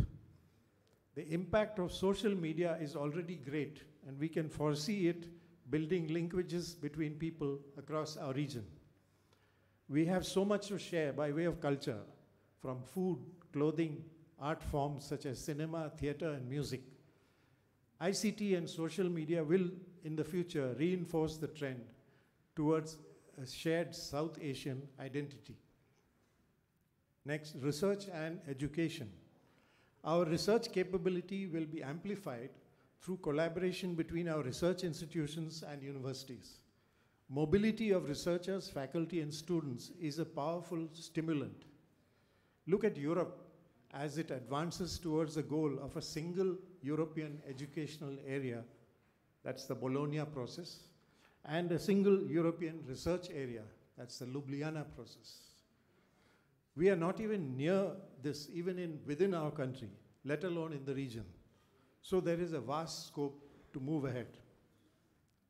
Next, marine ecosystems. The Arabian Sea and the Bay of Bengal are two of the large marine ecosystems out of the 66 identified under the Global Environmental Facility, the GEF. These two systems are at very high risk of depletion of marine living resources, and this threatens the livelihood and food of millions of our coastal populations. There is no integrated management of these two ecosystems by the concerned coastal states. Unlike other ecosystems, such as the Gulf of Guinea, the Yellow Sea, etc. In our case, we have not even begun to discuss about how to manage our two large marine ecosystems. Pressure is building up as negotiations for a high seas treaty move ahead, pushed by global concern over the deteriorating marine environment. Soon it might be too late if the coastal states in our region do not shoulder their responsibility. Next, hot subject, democracy building and strengthening. No democracy is perfect. All have flaws which need fixing. But the democratic deficit is much less than in the case of an authoritarian regime. Those of us who live in a democratic state must not take it for granted. Eternal vigilance is the price of freedom. We must continue the struggle to make our elections clean and fair, our political parties managed with transparency and accountability, and a constructive debate over real issues, better participation of women, and strengthened participation in general of the population in all the processes of democracy. We can share experiences and best practices across our countries in all these fields. There is also the phenomenon of capture of the state by powerful interest groups within a state, be it from the military, be it from the corporate sector, or from religious organizations. This is an interesting phenomenon which is unfolding before us as we live now. Next, media independence. Journalists in some of our countries face threats, both professional and personal. A strong and independent media is essential for a democratic system, and this is the reason why enemies of democracy seek to demolish it. We have some organizations such as SAJA, which have tried to protect journalists in South Asia. The other problem we face is the control over media content by those who own it, in the absence of a good regulatory framework. Even the advanced countries, they suffer from this problem. But that does not mean we should not work for change. I could go on to many other topics, such as atomic energy, outer space, trade and investment, which Ambassador Haran has dwelt on, meteorology, food security. All these areas, there's a rich scope for cooperation. Look at food security. If we have a common buffer stocking arrangement, we don't individually have to keep huge amount of food grains to meet shortages. If you have a shortage in one country, we can meet it from another. That's what FAO does. We can do it in our region. Let me reiterate then that regional cooperation in our region is definitely worth pursuing despite difficulties. Let's look at the EU with 28 countries. Each issue is discussed in great detail, and progress can sometimes seem painfully slow and bureaucratic. But this is how negotiators of different countries get to know and understand each other and build bridges between their countries. In the end, that counts for a great deal, and the emergence of a shared sense of European identity, and everyone gains.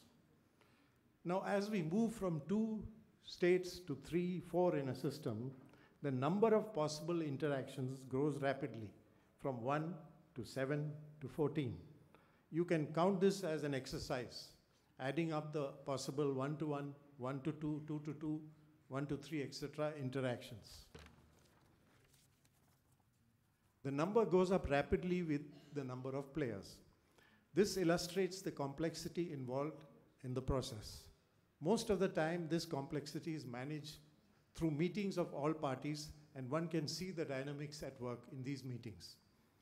It is not necessarily true that a few players or one player can dominate the process and make it easy. The others tend to gang up to prevent this. To work, all the players must perceive significant benefits in moving on from the status quo. In the case of neighbors, there will also be the complications due to domestic political players and stakeholders on the boundaries between states. Also, there may be differences between perception and reality, and between negotiators and stakeholders. Now, in any regional cooperation framework, there are some countries who want to move faster, while others want to move more slowly. Some may not want to move at all, or even block or sabotage the process. These are the spoilers. So how do we deal with this?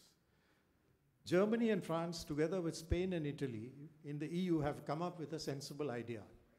It has been called multi-speed Europe, or variable geometry Europe, to use an analogy with the variable geometry aircraft that can fly at different speeds.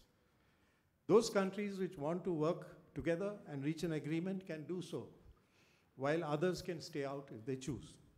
But everyone cannot be held prisoner of one dissenter. We already have several frameworks that cover less than the full EU, the Eurozone, the Schengen area, etc. These are well-known examples. Of course, it is best to get to an agreement with the largest number of countries. But sometimes the path to this goal is slower. Our region can learn a lot from the European experience as well as the experience of ASEAN. I hope you will be stimulated during this conference to let your imagination run free, to envisage many other promising avenues for building regional cooperation. The energy and commitment of our youth is a powerful force. Once again, my sincere thanks to Diplomania, the organizing committee, and all of you friends for listening patiently, and my best wishes for the success of this conference. Thank you.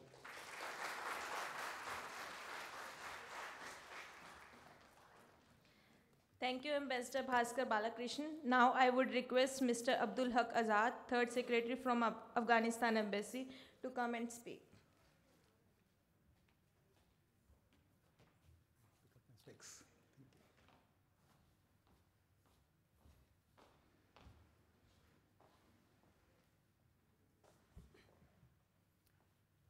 Excellencies on the dais, leadership of the OP Jandal University, faculty members, students, ladies and gentlemen.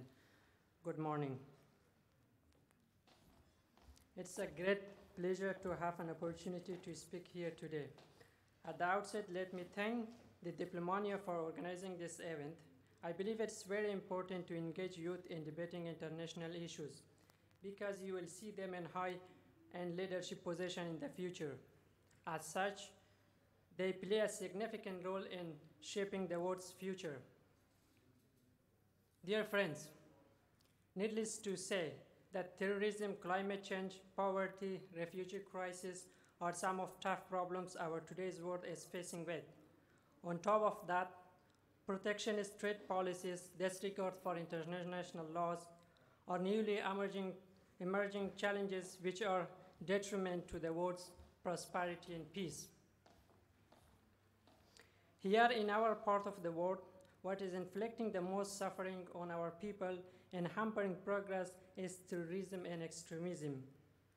However, Afghanistan bears the brand of terrorism.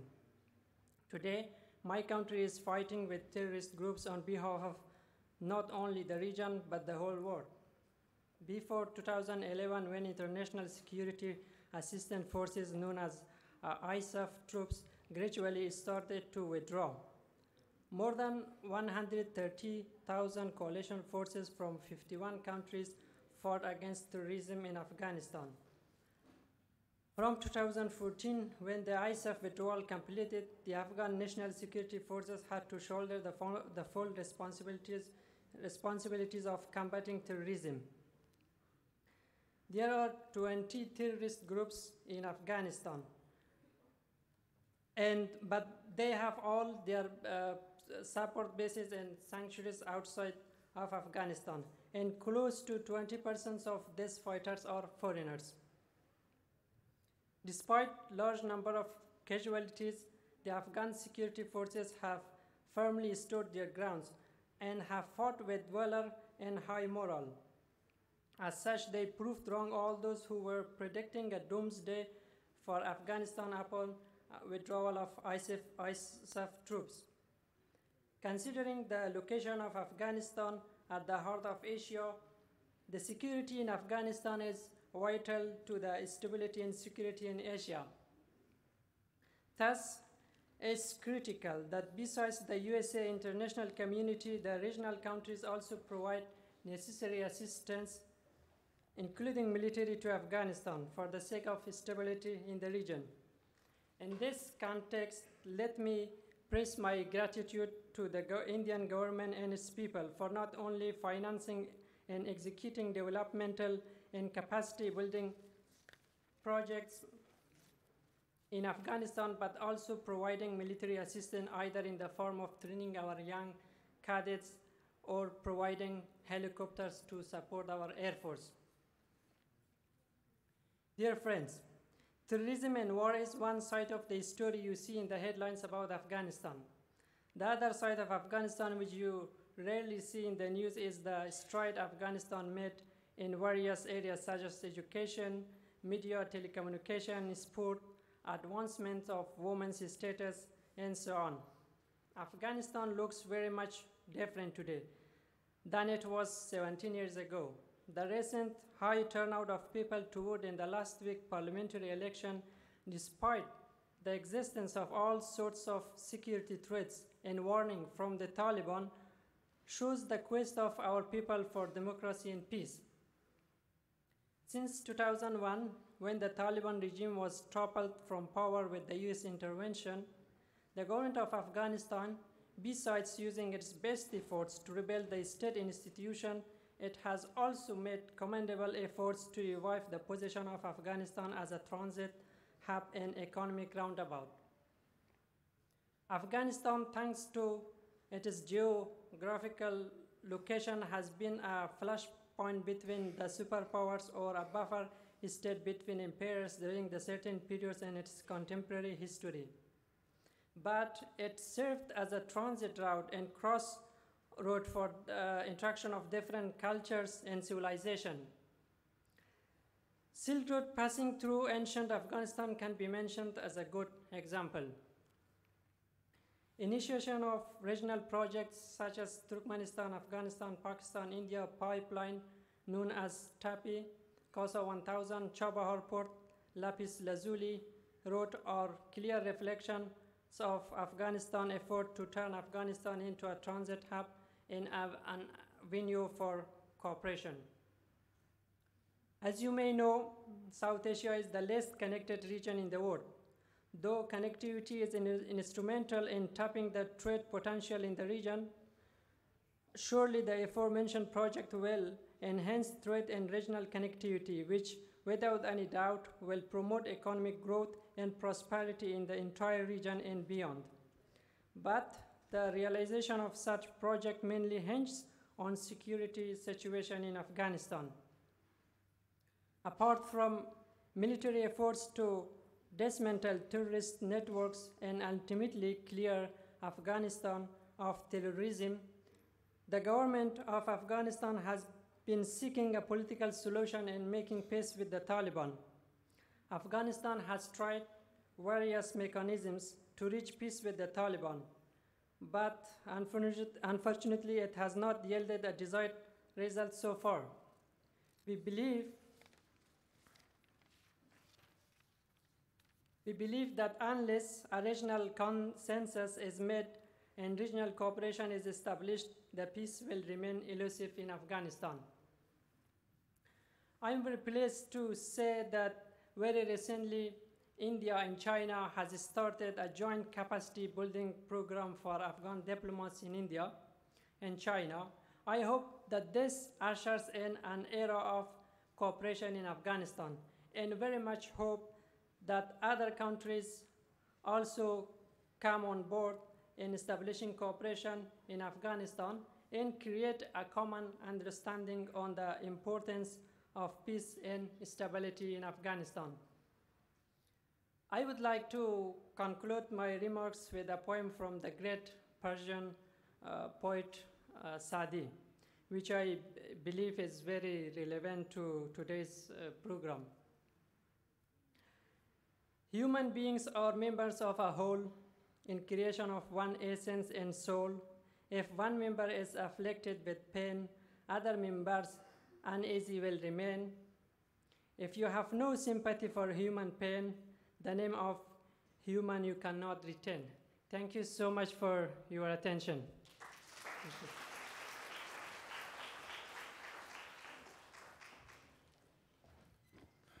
Thank you, Mr. Abdul Haq Azad. That clearly shows that the new generation of diplomats in Afghanistan do see positive developments in Afghanistan with regard to technology and also regional cooperation. As the mandate is there that we will take few questions from the floor, I would ask the students to kindly raise questions to the panel which is here and have made very pertinent points. Raise your hands, please, whosoever wants. Yeah, okay. The delegation from Nepal, yeah. Thank you, sir. I'm Sudip Raj Ghimire, from a law student from Nepal. One another C has come up in discussion, that is China's influence, and suggestion has come up to reduce the influence of China in South Asia. My concern is the degrading relation that South Asian countries are having with each other is one of the prime concerns of South Asia now. And in this situation, it is obvious that China will have its influence in those countries because it is evident that it has come up with the support when those countries are unable.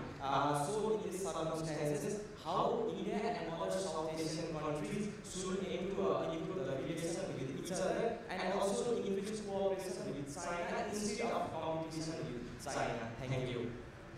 Can I have a second question? It is very similar to this question. Should India and China pursue India and China pursue strategy?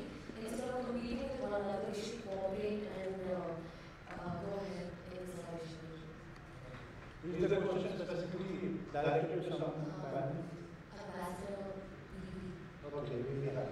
Can I have the last question from the floor?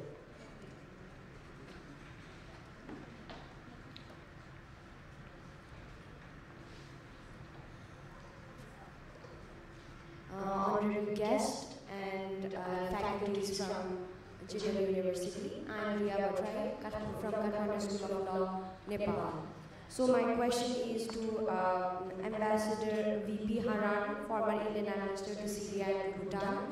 So you have rightly pointed out the fate of South Asia that is illustrated by the ongoing controversies and mutual suspicion, and also about the failure to conduct the 19th SAARC summit. So at this outset, my question is, where India has been member of various transnational, regional and sub-regional mechanisms like BBIL, BIMSTEC for the connectivity development, what essentiality now SAARC has for India from the Indian perspective?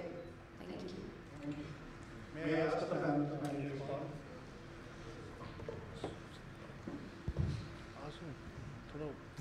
Thank you. About India and China cooperating in South Asia, I think it is easier said than done because of competing interests, competing strategic interests, and also, of course, I mean, we need to recognize that China has deep pockets. We cannot match them. So we have our own constraints, but as far as cooperating with China in India is concerned, I think in South Asia is concerned, I think it's going to be difficult. But there is a ray of hope in the sense that they are cooperating, or they have decided to cooperate in Afghanistan. Because there is no direct conflict of interest as far as Afghanistan is concerned. And one of the examples is what the distinguished representative from Afghan embassy said, that is training of diplomats, Afghan diplomats in both India and China. I mean, that's already happening. Second is about your question about what relevance BPI and all have. Let's accept that nothing is moving forward in SAARC. Okay, I mean, it's a fact. I mean, we have to contend with it. Now, we have this alternate forum called BBI. Unfortunately, even that has not progressed much. But generally, the tendency is to blame India-Pak relations for lack of progress in SAARC. If that is so, can you explain to me why BBI has not progressed? You cannot blame Bhutan for not ratifying ME. Okay, and they openly said, yes, we are not joining it now, we join later, but the remaining three can go ahead. After that, what happened? We had a trial run from Dhaka to Delhi, that movement of goods without any check at the border, etc. That went off very smoothly. Several media reports about 2 years back about that, but nothing has happened beyond that. Yes, BBI is a big advantage because its focus is limited. I mean, right now they are dealing with trade facilitation measures, then water and hydropower. All these areas, I mean, these are carefully chosen ideas where all the countries of the sub-region can benefit. Okay, and there is a possibility of cooperation in hydropower sector. Now, India had come up with this rules regarding cross-border trade in electricity. This was published for comments. This paper was published for comments by the Ministry of Power in December 2016. Some comments are coming from neighbors because it's saying that promoting trade between among the BBI countries. So we are looking at it and possibly we will come up with a revised set of guidelines which should facilitate cross-border trade. Because no country has a veto power here, there is a better chance of something moving forward in the BBI form. And I hope all of us make best use of it, because if that proves a success, there is every possibility that maybe that will act as a beacon of light for SAARC to move forward. Thank you. Do we have some reflections from the Afghan diplomat on the SAARC?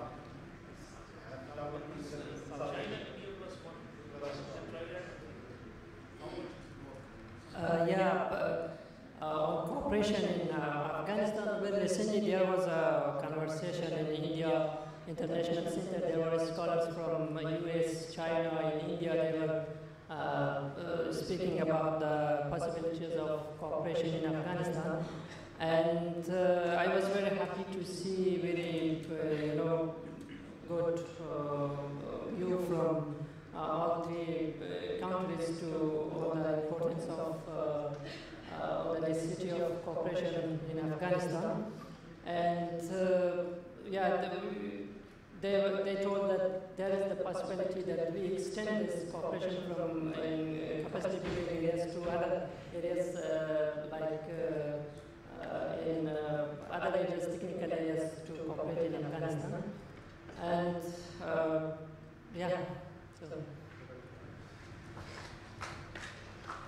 So before we close this session, I would like to ask Vice Dean Ambassador Mohan Kumar to facilitate the guest with regard to.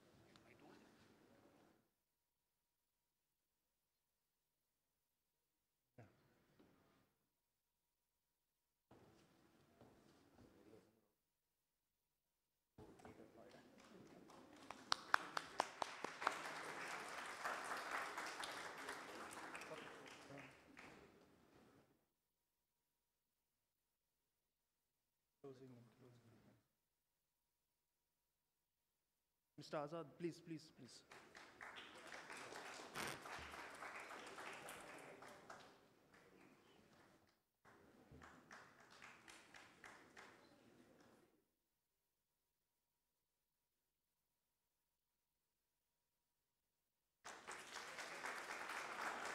Thank you.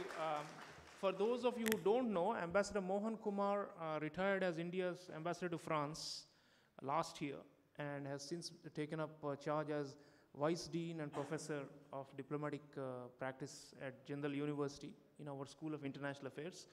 And he recently published a very, very erudite book on trade negotiations at the multilateral level. He is our in-house expert on international trade.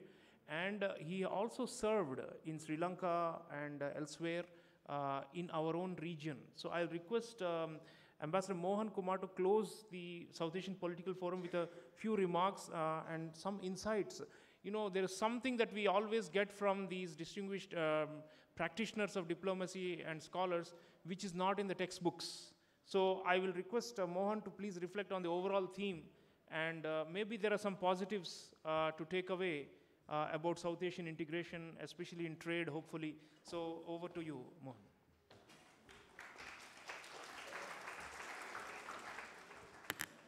I would like to thank Professor Cholia for this opportunity. I realize it's late and we all have to go for lunch. I'll just say this, and I think some people on the dais may have heard this before. In WTO, we did a study, and it was an indictment of the South Asian region. The least integrated region economically now is South Asia, even in comparison to sub-Saharan Africa, not to be condescending. So that should actually be a point of departure.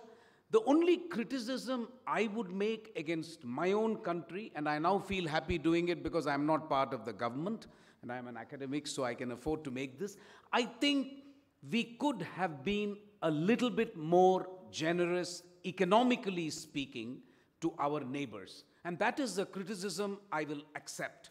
But everything else, I think our neighbors also need to look deep inside. You know, you can't blame India or Indo-Pak relations for everything. This is a mass of humanity in South Asia, and we are lagging behind on every conceivable human development index. It's a matter of collective shame, frankly. I mean, the recent UN report says there are only 2 regions where now extreme poverty exists. One is sub-Saharan Africa, the other is South Asia. So I don't think the record has been very proud. So I always ask my students this question, and I think some students are present, so they will find it familiar. Why is it that in our South Asian DNA, we are incapable of putting politics aside and cooperating in trade? Look at China, Taiwan. I always say in my class that the Indo-Pak relationship is considerably better than the one between China and Taiwan. At least India is not pretending that Pakistan belongs to India. We don't say that. We only say Kashmir belongs to us. We don't say Pakistan belongs to us. China says Taiwan belongs to them. And look at the economic relationship between China and Taiwan. So I think I'm looking to your generation. Maybe you will take this forward because you have no baggage. But otherwise, my starting point, which should come as no surprise, also prejudiced because of my background, I think economics and trade has to be the starting point. That has got to be the starting point. And people should rise up against politicians and say, shut up, we want to economically cooperate. That's the only way. The youth have to get up, and you have to develop a constituency of your own where you can stand up to elected representatives and say, sorry, we want this cooperation with India. Why do you block it for political reasons? That to me is the only way out. But thank you so much, Shriram, for this opportunity.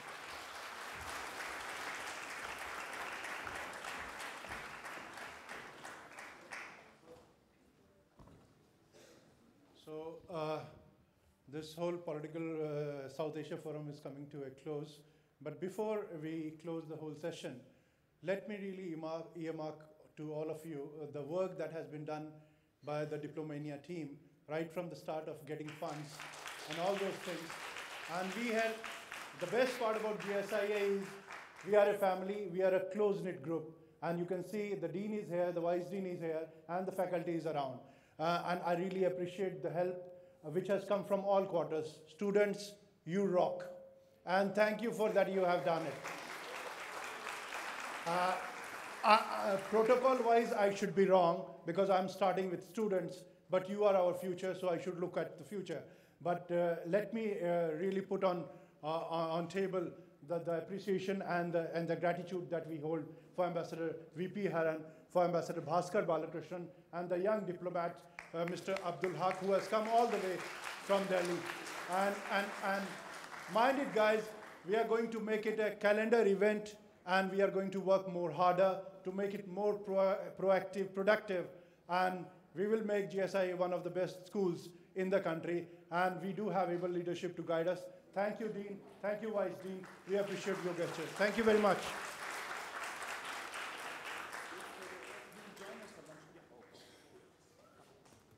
I would like to thank our guests and all the audience from Diplomania to come and share their views. Now, I would request our guests to proceed for the gala lunch, arranged in T1 dining hall, and all of you to have snacks arranged for you outside this hall. Thank you.